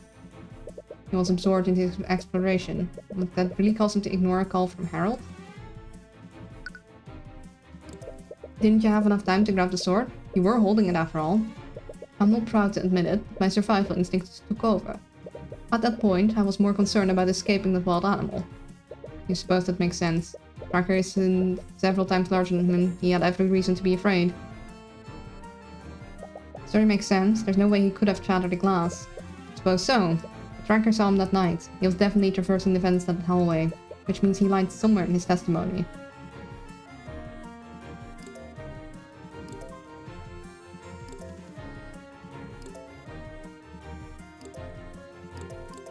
So I think it's somewhere here. Spotted the sword when I was heading back from the rooftop garden to the gallery. I was lying in the middle of the hallway.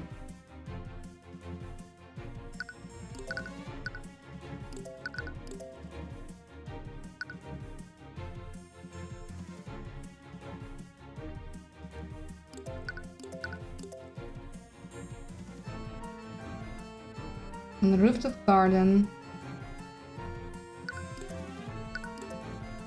Rooftop garden to gallery. Does that track?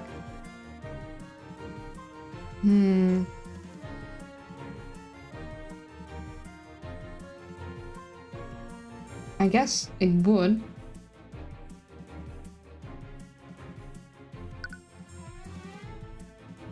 Wait, does that track where the sword was found?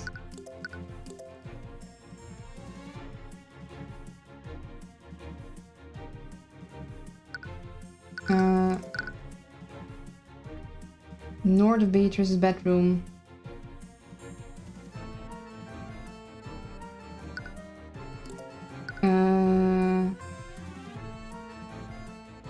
I'm not sure where the contradiction is.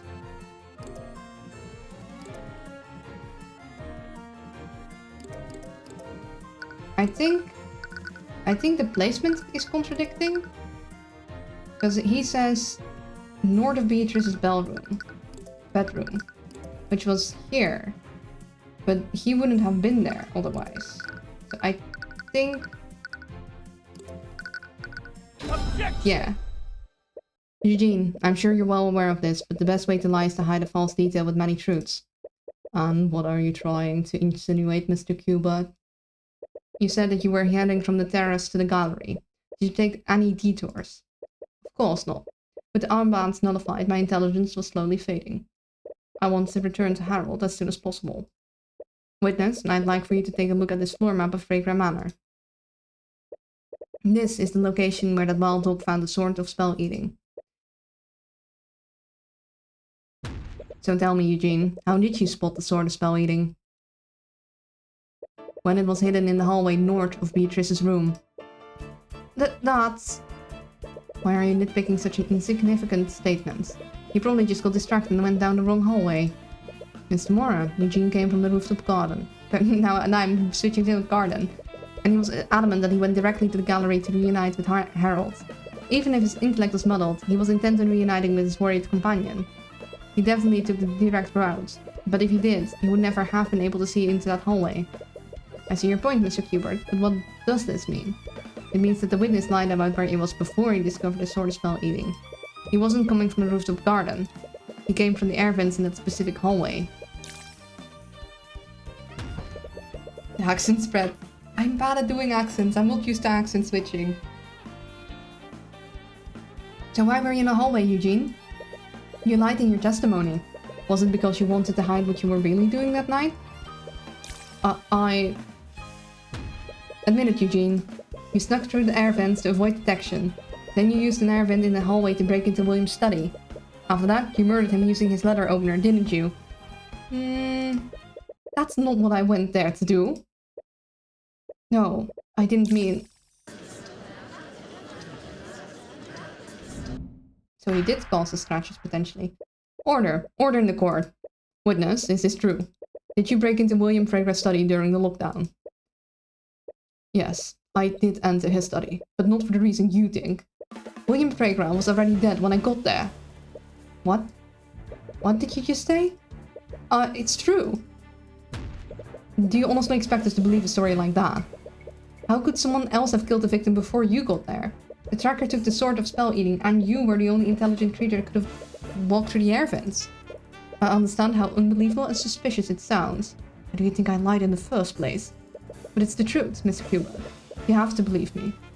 You don't see any contradicting thoughts through the eye, but that hardly absolves him of guilt. But could he really be telling the truth? That's true. That only brings you back to the one question you've been asking since this all began. Who really did this? Okay, Eugene. Let's assume you're telling the truth. Do you actually believe me?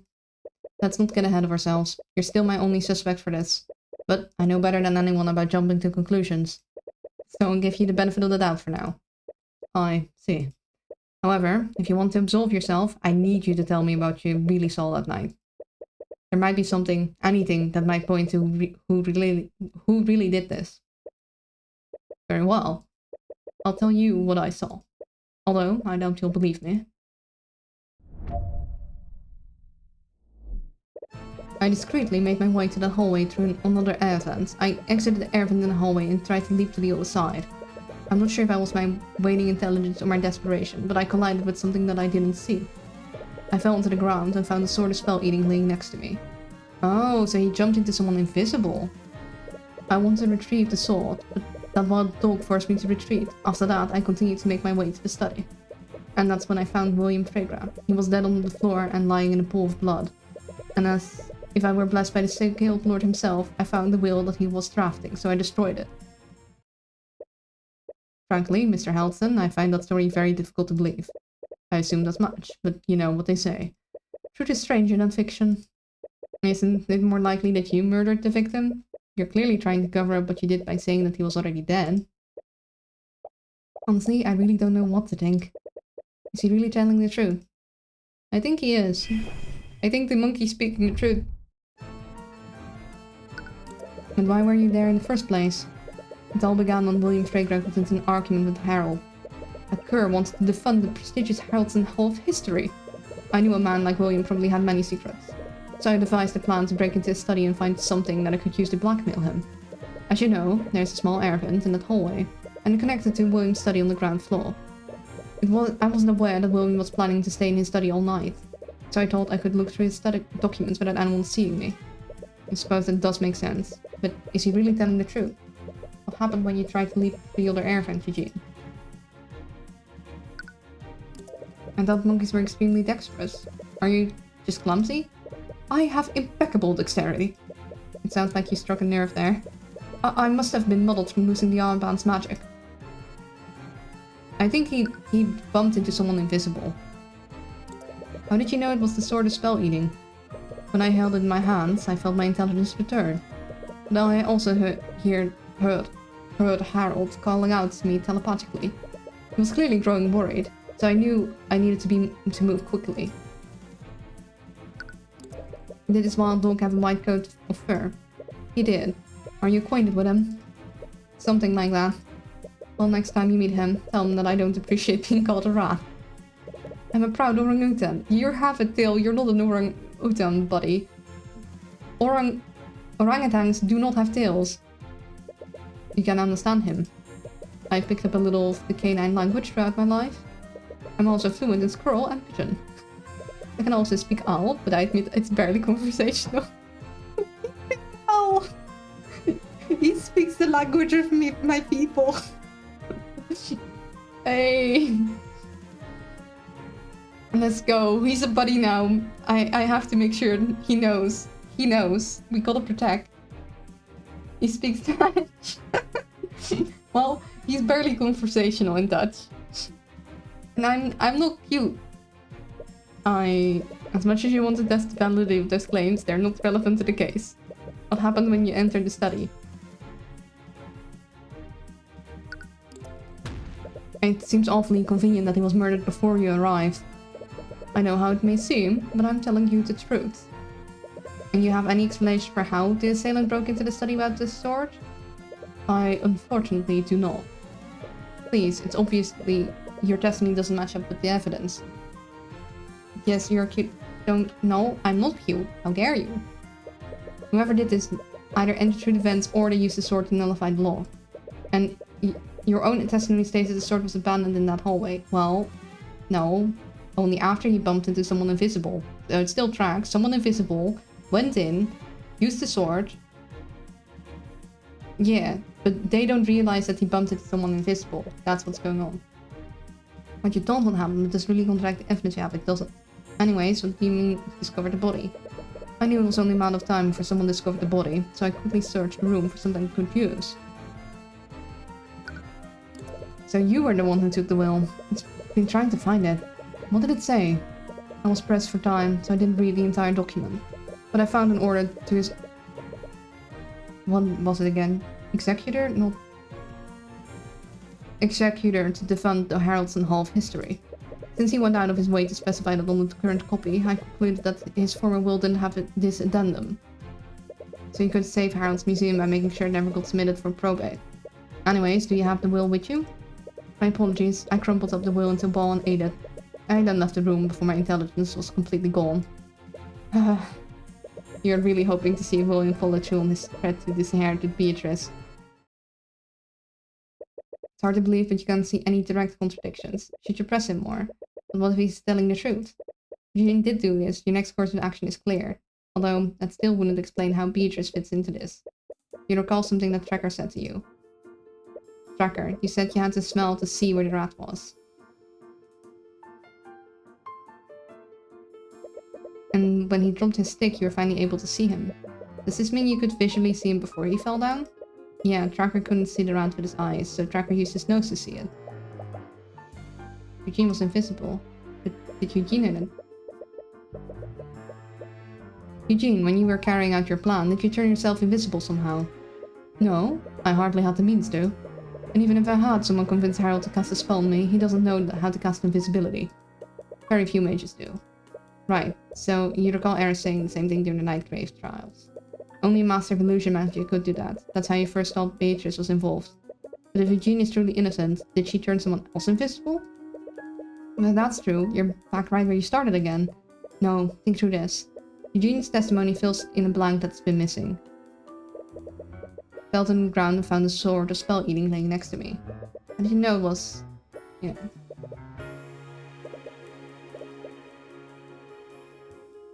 And what happened when you cross-referenced that with Tracker's testimony? That's when Tracker smelled flying rat. Tracker could smell where Rat was, so Tracker porked at him. Tracker must have scared Rat because he fell onto the floor and dropped his stick. So where does that lead us? The thief dropped the sword in the hallway. The thief dropped the sword in the hallway. But how does that make sense? Did they hide the sword there like he originally thought? No, the hallway was close to the gallery. There were plenty of better places to hide the sword. If it weren't for Tracker taking it, it would have been found even sooner. The thief must have accidentally dropped that sword there. This can only mean one thing. The thief was...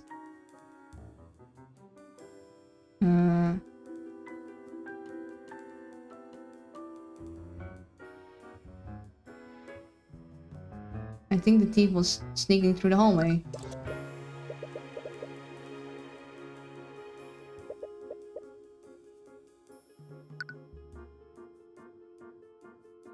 He was walking through the hallway, and Howard leads towards the bath.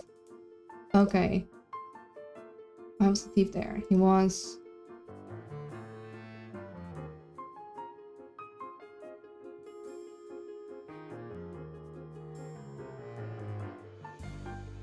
No, the thief was...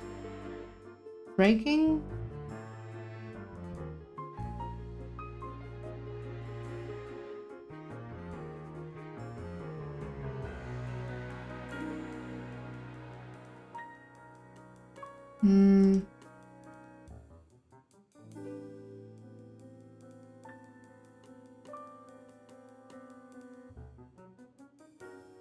Breaking through the air vents? He was on top of William's study, right?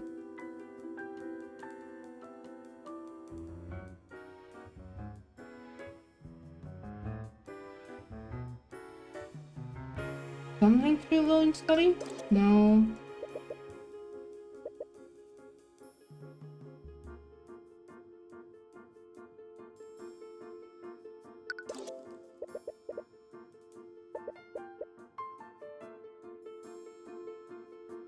Going through the air vents?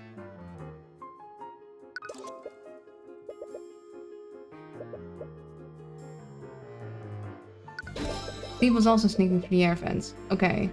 That's the only reason why they would be there. But that would imply that the thief was as small as Eugene.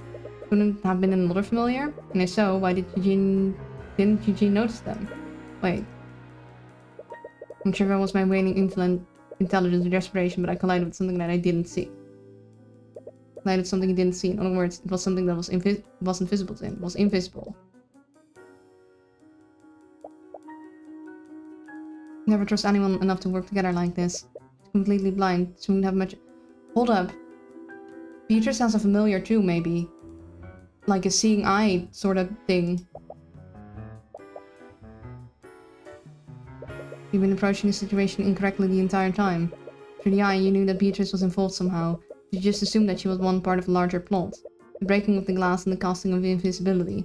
These were the elements that you knew she was involved with, but they never really fit together. Not unless she was the one pulling the strings the entire time. And there's only one way she could have been in control the entire time. Did Beatrice also have a familiar?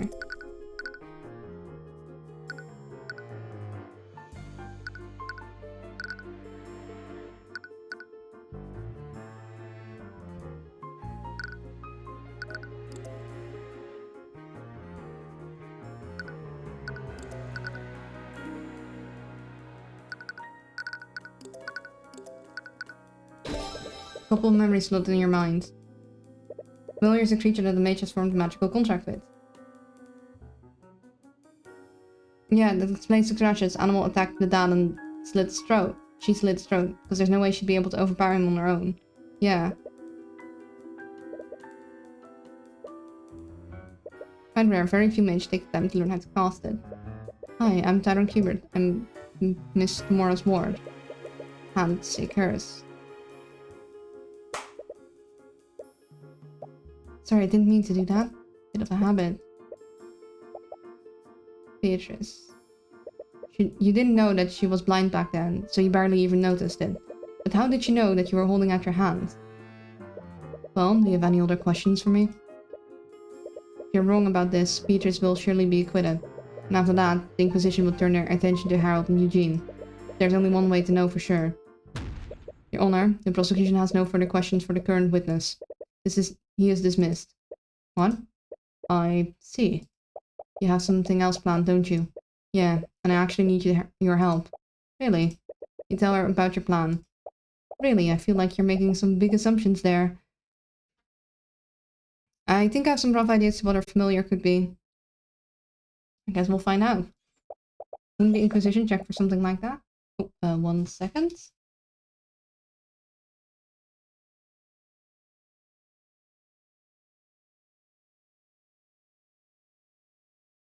Apologies for that. I know, it's the best play we have. Do you remember what Steelwind said yesterday? At the moment the guards saw the body, one of them cast detect magic. With that spell, they would have seen any invisible people hiding in this room. So mages can't use detect magic this way to see through invisibility. If everything goes the way I think it will, you'll be able to confirm its location. Once you do that, you just need to reveal it to everyone. So, we're thinking Beatrice actually has a familiar around at all times to help her see. Because the familiar can, like, tell her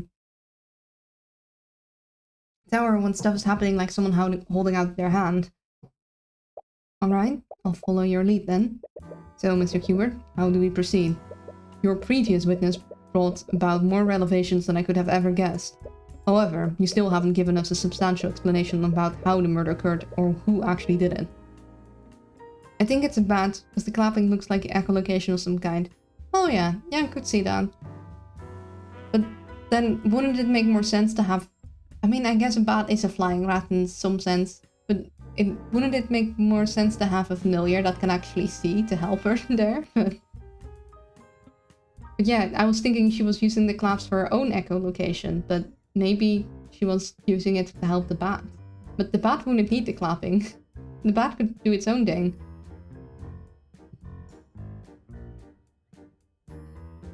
The bat's invisible, she claps and let it see properly, but the bat would use its own... Because bats have very high screeches that are beyond human hearing to be able to see. I don't think a clap that is a much lower frequency would work for it. No, I don't think we... I mean, we can hear bats somewhat, but the echolocation is generally a higher frequency than we know. Also, I mean, I guess maybe in this game it would work differently, but it would be a little strange if she had to provide an echolocation for her own bat. I understand that, Your Honor. But it will all make sense after I call my next witness. Another witness. I understand your hesitance, Your Honor, but everything that we've learned throughout these trials is finally coming together. And this final witness will tie it all together in a perfect knot. Your Honor, the prosecution calls Beatrice Fragrant to the stand. Seriously, Kubert, you went through all that trouble just to end up calling my client to the stand. You and your client have the right to refuse, Mr. Mora, but I wonder how that will reflect on your client's character. It doesn't really matter, she's already standing here with Mr. Mora. You can carry out your plan regardless of what she decides to do. I'll be more than happy to be proven. We'll see. We'll have much more impact if you can bait her into lying on the stand. Although, before we continue, I need another water refresh because I've been talking a lot and I've been drinking a lot of water. So I'm gonna do a quick be right back. There will be some ads so we don't have to do a pre-roll for a while. And I'm gonna refill my water bottle. I think this is the last bit. I like to try and finish these episodes or chapters like in one stream day. But yeah, one sec. I'll be right back. And I'm back. And I have food. Okay. Water, tea, and nom-noms are required. Let's continue. But it will have much more impact if you can bait her into lying on the stand. Uh-oh. My client says that she's willing to testify. However, we would like to propose a short recess. With these new developments, I'm sure you can understand we have much to discuss. I see no reason not to grant the defense's request. It's really okay. If they're time to prep, they might realize what we're doing. I know, but I don't think we have anything to worry about. Welcome back. Thank you.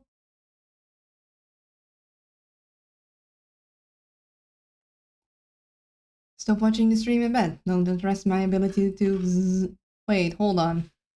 Shouldn't you? Should you be asleep right now? Are you being not wise and staying up late whilst watching in bed? It's not good sleep hygiene. You've been building a psychological profile of Beatrice since the case began. No. Thomas? Are you staying up too late?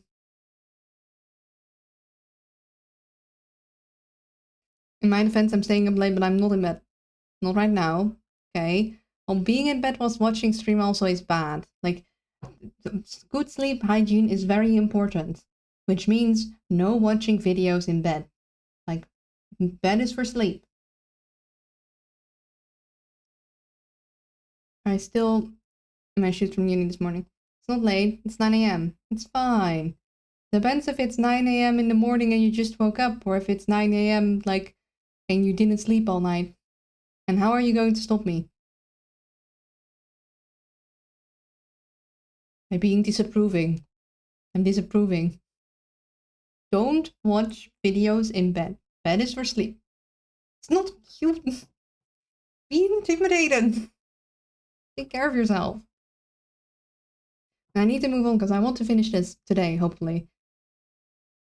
She's gonna send an owl to your location and it's gonna harass you. It's gonna hoot. It's hard to read her expression and emotions, even with the Eye of Horus. She keeps herself guarded and keeps her true intention unknown. She's powerful, more powerful than her father ever cared to admit. Oh, this is the first time we get to see him. Despite this, he tried to control her and put her inside a cage. But Beatrice Straker would never live in a cage. Ooh. Angie. Who'd trust you? But only until you take care of yourself. She wanted freedom and control, and she would do whatever it took to get it. She was sure that accident that blinded her didn't help things. When everything was said and done, she abandoned everything. Her wealth, her status, her family. She could have waited. She could have gritted her teeth until it was her turn to lead House Straker. If she was willing, she could have even secretly pushed her father past the gate of death herself. You will perform self-care or else. Exactly. Take care of yourself. It's important. And she couldn't bear to live like that, even temporarily. You have no idea why this is how she chose to do that. Perhaps it had something to do with their meeting. But you know one thing. Beatrice Rika will never put herself in a position of vulnerability. If you endanger her freedom, she will make sure that she can see who she's up against. No. No, that's not an option. Take care of yourself. Food, water, sleep. Enough sleep. It is now. What? In the interest of giving the defense time to deliberate, we will be taking an extended recess.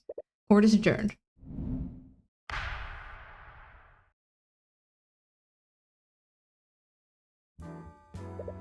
As you were exiting the courtroom, you sent Celeste to do some reconnaissance. It should be similar to when she scanned Valentina during the Nightgrave trial. Tyron? Celeste, were you able to see it? Yeah, it's definitely there. And it sits on her shoulder most of the time. So she keeps it close to her. That's good to know. It looks kind of weird though, but I've never used detect magic like this before. When you doubt that someone like her would choose a conventional animal, especially for something like this. Hubert? Mr. Mora? There's something I need to show you. Preferably alone. Celeste gives you a concerned look, but you nod to show her it's okay. She moves to sit on the bench when she can keep an eye on Beatrice. Where she can keep an eye on Beatrice. Okay, lead the way. Hold up, we're gonna have another... I don't think my voice is gonna last that long. Mr. Mora leads you out of the courtroom and into the city. Every time you ask her where she's taking you, she avoids answering your question. Alright, we're here. You arrive in an empty alley in the frankly seedier part of the city. Okay, I thought we were gonna have like another bit of the court stuff, but I'm not sure how long this is gonna drag on. And my voice is giving way, like it usually does around the this hour mark when playing this game. As Mr. Mora approaches one of the derelict buildings, she's met with a large burly man who's guarding the back door. Now, you're getting jumped in this is where we're turning the cartoon out like, yeah, this is bad. The man silently acknowledges her and steps aside to let her in. Mr. Mora, where are we going? I'm sorry about this. I'm sure you're confused.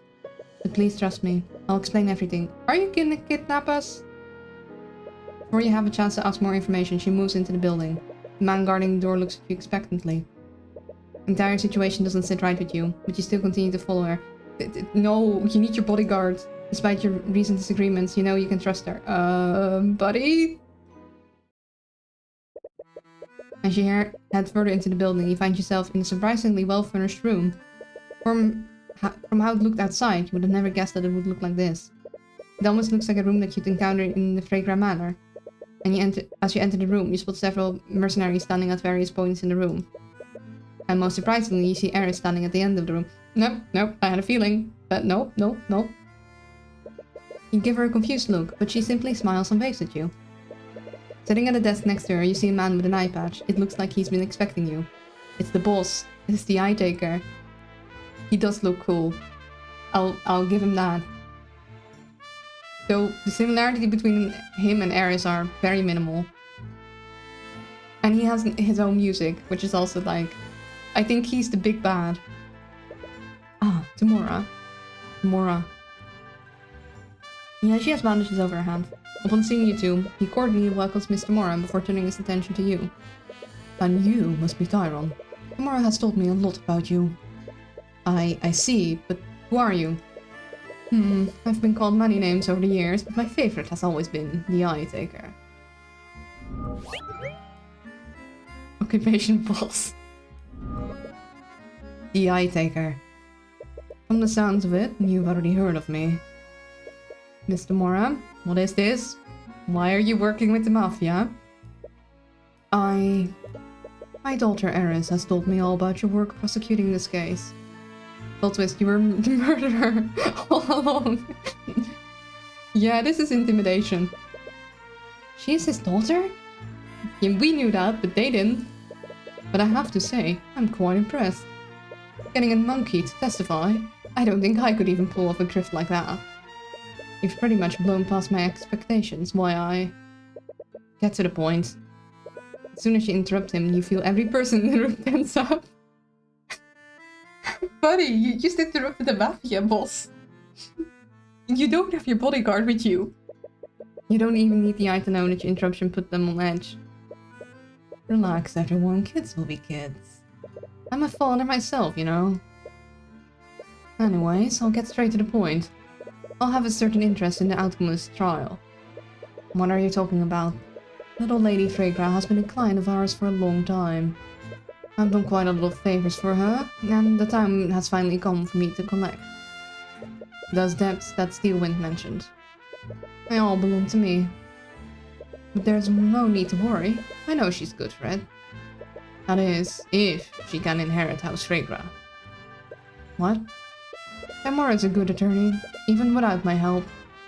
If she's convicted, we could easily reduce her sentence by having the right hands. But you see, there's a pesky Slayer rule. The thing is, Qbert, I need Beatrice Fregra to be acquitted in the current trial. So that's what this is about. House Fregra's gold. That's why you helped her murder William Fregra? Please, my goals aren't nearly so short-sighted.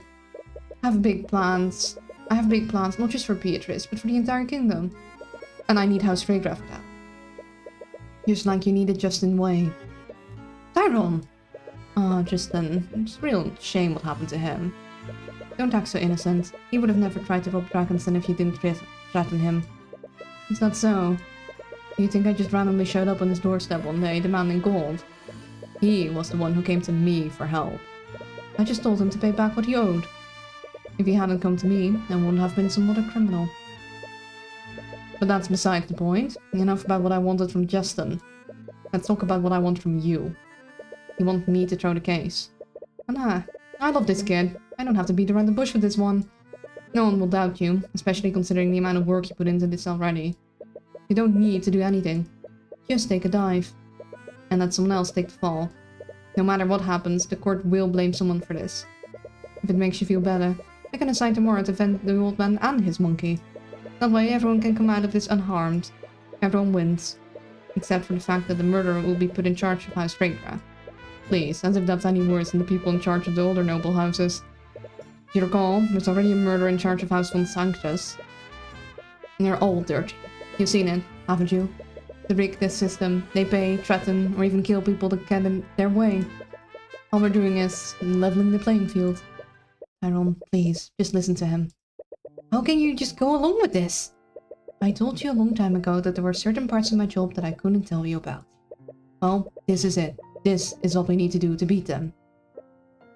Those rumors about you, they're all true, aren't they? Forgery, bribery, blackmail. You're guilty of each and every one of them. And you used him to do it. Also, you could keep winning. You blackmailed Miriam, Mr. Mora. Oh, as if we should know any pity for that spoiled princess. A dreadful thought just entered your mind. Steelwind. She was attacked the day after Beatrice was was arrested. Was that? I didn't know that's what they were planning. Despite my confidence in Tamora's skills, I'm afraid there was too much riding on this to leave it to chance. You've got to make your own luck if you want to beat the system. How could you? She almost died. We never expected her to strain her injuries like that. And we definitely didn't expect you to take her place. So believe me when I say that I'm being uncharacteristically reasonable right now. How could she even consider working with someone like him? Don't you think it's a little arrogant to judge her, Hubert? What? You talk about defending people as if you two are even close to being equals. But she doesn't have the luxury of looking into people's minds, now does she? You told him about the Eye of Horus. The future of magic is changing, kid. Like I said before, I have big plans for this kingdom, and I also have big plans for you. Do you think I would ever... Tyrone, stop. To be honest, I hate it as much as you do. But whether you like it or not, we need their help. But this is... Think about every client you defended. Think of Celeste. If you didn't have the Eye of Horus, what would have happened to her? If even one thing went differently, Pierce would have gotten away and Celeste would have been executed. You've taken chances and followed your instincts, and that's worked for you so far. But what if it's not enough? What if the system is too corrupt for you to fight against next time? With the Eye Taker's help, you'll never have to worry about that again. If I had accepted his help sooner, I could have saved your mother. Oh. So what's it going to be, kid? You already know about what happened to that Steelwind brat. So I don't need to tell you what'll happen if you don't play ball. Wait. No. What? Maybe you're right. Maybe I can't always win against the nobility unless I play dirty like they do. This is wrong. Tyrone! I'm not going to compromise my principles, not even for you, Mr. Mora.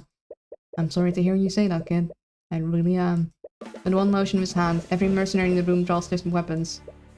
Please, you don't have to do this. Whatever conviction you had before is slowly fading. You should have never entered this place. You knew something was off. There are about a dozen mercenaries here, and there's even more guarding the way out. You're nowhere near as physically strong as Celeste, but maybe you can make a break for it if you get lucky. I doubt that. No. She knew. Thank you, Celeste, for being for you. Celeste? What? How did you get in here? Oh, did she learn how to be invisible? Did she learn illusion magic? Denied. My whole job is keeping this guy safe. Do you honestly think I'd just let you take him to an undisclosed location? It doesn't matter. As if one girl will make a difference. No, you don't know who she is. Well, what are you all waiting for? Is that really her? I've been seeing Celeste, the mercenaries cautiously step back. No one wants to make the first move. Oh, she has a reputation. This monster's aura. It has to be her. What the hell are you doing? You have her surrounded. Despite his command, no one takes a step forward. Look, let's all just sit down and talk about this rationally. Oh no, Eris. Eris, no. I guess they are about to know why she called the three. No. Perhaps a different approach is warranted here, father. What? Could I have the opportunity to speak with Mr. Qbert? I believe I can make him see things our way. I'm sorry, sweetie, but I can't just... Oh. Well, you've never been wrong before. Oh. She's doing the thing even to him. I'll leave them to you, love. Oh, she's not happy. Shall we go, you two? Celeste silently watches Eris with her sword drawn, but unlike the mercenaries, Eris seems unmoved. She merely walks past her, and out the exit. You and Celeste exchange glances and follow after her. I don't like this. That was close. I don't think I could have fought that whole room while protecting you. Does that mean she could have fought them if she were alone? You two are really courageous to a fault, aren't you? Eris, I appreciate you vouching for us, but I'm not changing my mind about this. Oh, I'm well aware of that. Why do you think I intervened? Oh, well, thank you. Is this really okay? Won't your dad be mad? I should be asking Tyrone the same question. You've seen your adoptive mother's true colors and rejected them. How are the two of you going to move forward? She's not my... Isn't she, though? She's lost any right to deny the moment she took it upon herself to raise you. She only did that because I asked her to. It wasn't her choice. Oh, but it was. How old were you when your real mother was executed? 10 years old? Eris! Back then you barely knew Tamora. It would be a stretch to even call her a family friend. She was the adult in the situation, and what did she do? She fed your anger and hatred for nobility, instead of allowing you to process your grief healthily. Tamora took you away from your only friends and isolated you from society. She even homeschooled you, didn't she? That's... As a result, you never formed any older relationships. You made your first close friend at the age of 20, and she was your client. Don't you think that's a bit sad? She isolated you because she wanted to use you. That's not true. That's not why she... From what I've seen today, you clearly have no idea who Tamora is. Even with the Eye of Horus, you're clearly a terrible judge of character. Eris, you're going way too far. To save you from more heartache, let me give you one last piece of advice. Eris leans in really close to you and begins to whisper into your ear. Do you honestly think Celeste will ever love you? Eris! Eris!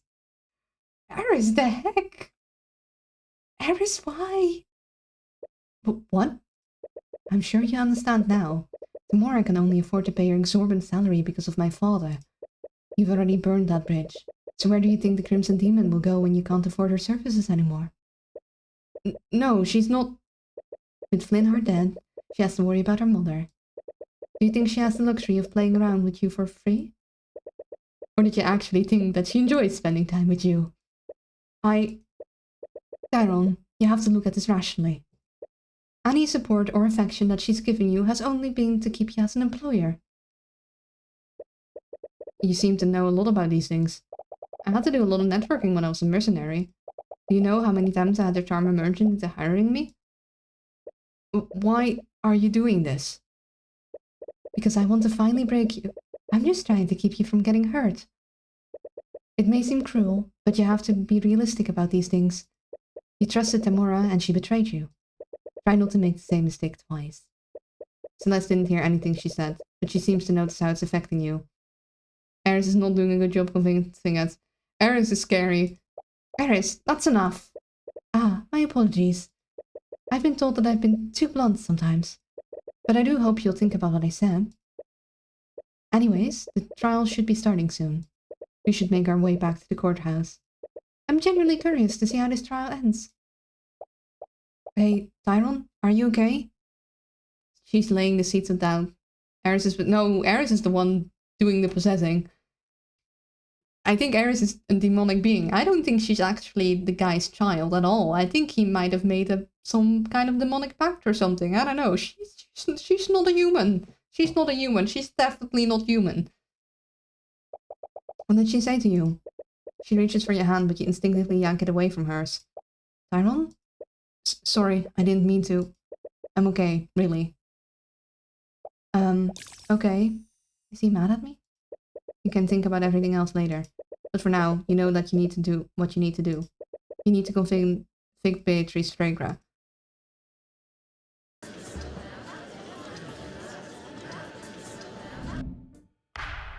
Yeah.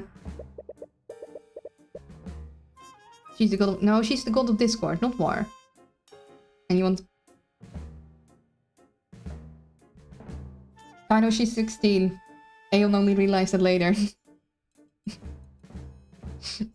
Court is now resumed. I forgot. It's like really easy to forget her age because all like the young people just look the same age. Like Beatrice 23 and she looks the same. Court is now resumed for the trial of Beatrice Fregra. Is the defendant prepared to take the stand? Ruby is not happy. Tamora asks you a question. Is the defendant prepped or not? She is. If the prosecution still wants to move forward with... The prosecution will be moving forward with this. Please bring the witness. You still see it's Celeste? Yeah, it's still there. Should I reveal it now? No, let's really make a point of it. Wait for my signal. Thank you for agreeing to take the stand, Miss Fregra. Mr. Kubert? It's my understanding that you were with the two princes for most of the night. Yes, I was. Which is why I'm still quite confused as to why I'm being charged for this crime. Out of everyone there that night, I'd have thought my alibi was the most solid. That remains to be seen. Clearly. Anyways, since you still maintain your innocence, you will have no problem going into detail about your supposed alibi.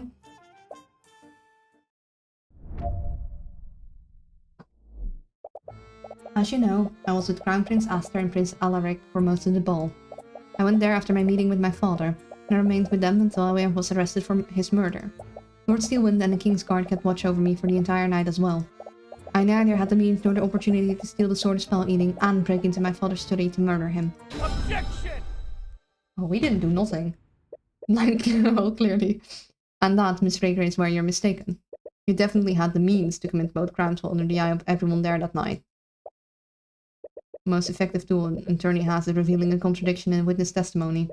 It not only completely shatters your opponent's argument, it also makes the court doubt whether the witness is acting in good faith. Usually, you've used evidence to reveal contradictions like this. Now, Celeste. Aburio. Wait, what are you doing? Hold up, it's a tiny demon? Your Honor, the witness's testimony is clearly... Oh my god, what the hell is that thing? I don't get behind me. A monster. It's a monster. Someone called the Inquisition. The King's Guard. Anyone. Your Honor, can you please restore order? No, he left. he absconded. He was out of there. Your Honor. Yeah, he fled out back door the moment he saw me. He's a demonic familiar. Oh my god. Like, we were thinking bad. Well, it has wings. I was already thinking it wasn't a bat. It can talk. Bro just said it's 5 PM and ship's over. It's a demon. It must be. But we weren't entirely far off. Just like the legends say. And we all just calm down. It's only a demon. Takes a while before you can get everyone in the room to settle down. Eventually, it was clear that the demon wasn't intent on harming anyone. At least, not yet. The court ordered extra guards just in case, and you're eventually able to bring everyone back into the courtroom. Mr. Kubert, what is the meaning of this? Sorry, I didn't know it was a... Actually, what are you? Are you a demon? Well, yes. I am a demon.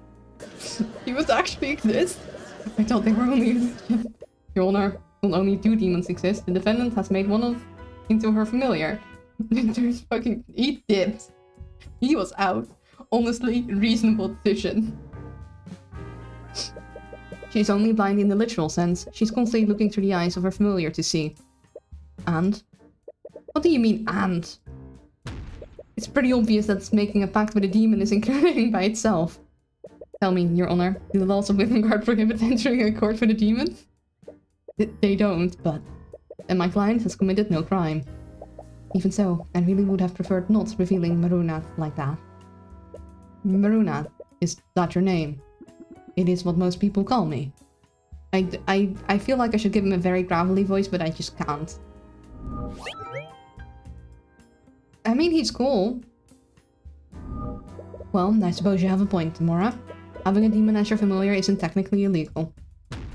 However, this does prove that the defendant had a way to commit the murder, all while under the eye of everyone in the ballroom. In your court case and they pulled out the back your tax. Give the adorable invocation. I can't. I can barely change my voice. I can go slightly higher, slightly deeper. And my voice is like really giving way because it's late. She could have sent Marunat upstairs to the gallery and then had him steal the sword of spell eating. Thank you for the hydration check. Take another sip of tea. After that, they would just need to traverse the vents into William's study. Just like you did that night. The fact that the familiar is a demon proves that she couldn't have done that. What do you mean? You saw how everyone reacted when they saw Marunat's form.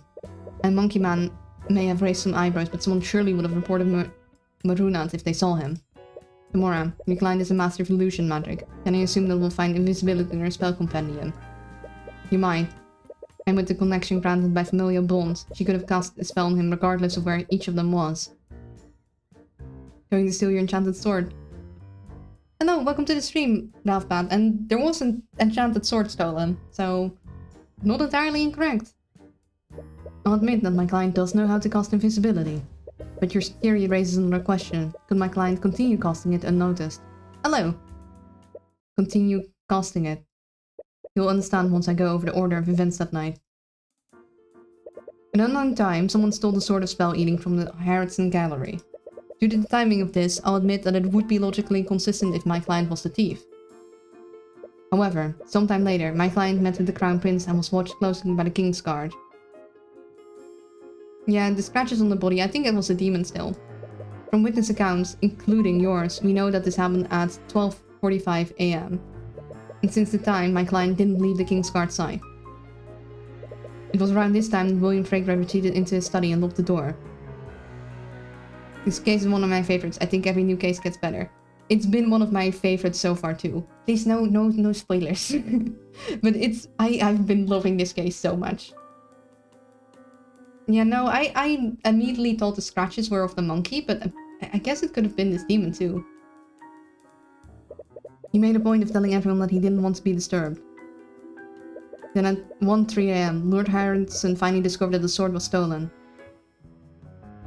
He reported the theft to the King's Guard and they activated the lockdown system. Shortly after the report, Leif Fragrant tried to speak with her father about the theft. William Fragrant reiterated that he did not want to be disturbed. Leif saw his face, and there weren't any traces of illusion directly on his body. This means that William Fragrant was still alive at this time. Unbeknownst to everyone at the time, William Fragrant was attacked by the murderer at 3:12 AM. This is confirmed not only by Jan Hugh's testimony, but also by the autopsy report. Then at 3:26 AM, the King's Guard found the sword of spell eating my client's old room. The King's Guard tried to arrest my client for this, but the Crown Prince told them to stand down. Finally at 3:36 AM, the lockdown was lifted.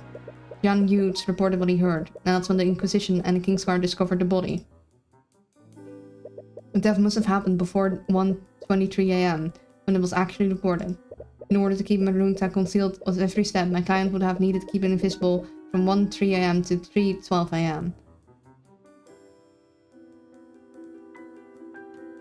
I said earlier when you weren't there, like not strong enough to overpower her dad on her own, but with the demon attacker she like has opening the slit destroy. I think it was a demon all on its own. I don't see any reason for her to have needed to leave. The demon could have just leapt in, like scratched his face, grabbed like the nearest weapon and slit his throat whilst being just on top of him. That's a demon. See, the demon's only distraction in the killing blow was dealt by the girl. I don't think, like, I think she has an alibi. I don't think she was, I don't know, maybe. I don't think she made the killing blow. I think it was all the demon. Not only that, she needed Marunat to wield the Sword of Spell Eating to ignore the effects of the anti-magic fields. This means he would need to be invisible for more than an hour. What's your point? My point is that invisibility has a duration of 1 hour. I'll admit my client could have cast invisibility before she met with the Crown Prince. But if she wanted to keep Marunat invisible, she would have needed to recast the spell at some point that night. And as you know, my client couldn't have done so during that night without the King Guard noticing it. Your logic makes sense. But that can only mean that the defendant refreshed the invisibility right in front of everyone watching. In front of the entire King's Guard, the two princes, and Lucio Steelwind. As unlikely as it is, it's the only conclusion I can come to. I had a feeling you'd say that, which is why we have a witness who can confirm that Beatrice didn't perform any unless the clapping is what refreshes it.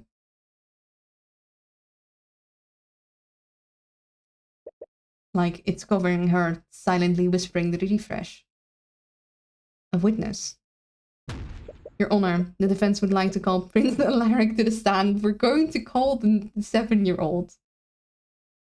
I have about 18 minutes left to do this, and my voice is really giving out. I'm not sure how long I can last. Like, I didn't expect to have another entire line of deliberation. He would have certainly been close enough to notes to defend casting magic. Okay, Ralph, I don't want to know anything about, like, the court case or the details, but do you know how long this will still last? Like, are we nearing the end? Or is there still, like, a lot of case left? Because if there's a lot of case left, I'm going to need to, like, continue this. Oh, this case is still long. Okay. Then I think we're gonna have to call it a day here, because my voice is going. It is, I don't know if you can hear it, but I'm not altering it now. It is, it is getting creaky. Because I'd love to continue, but my throat is sore and I'm EP. He would certainly be close enough to notice defense casting magic. Yeah. But wouldn't the Crown Prince testimony be more suitable? Are you trying to say that Prince Alaric is unqualified to give proper testimony? We're not.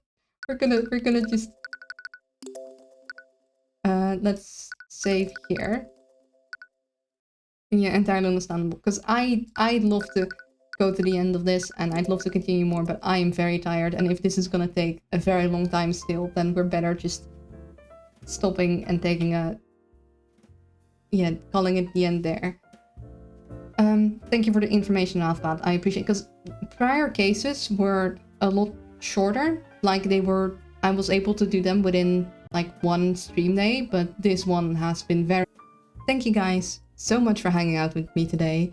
I had a lot of fun. This case is amazing. I hope to see you all next week, and that'll be that. Be kind to yourself, be kind to others, and I'll see you all next time. Bye bye!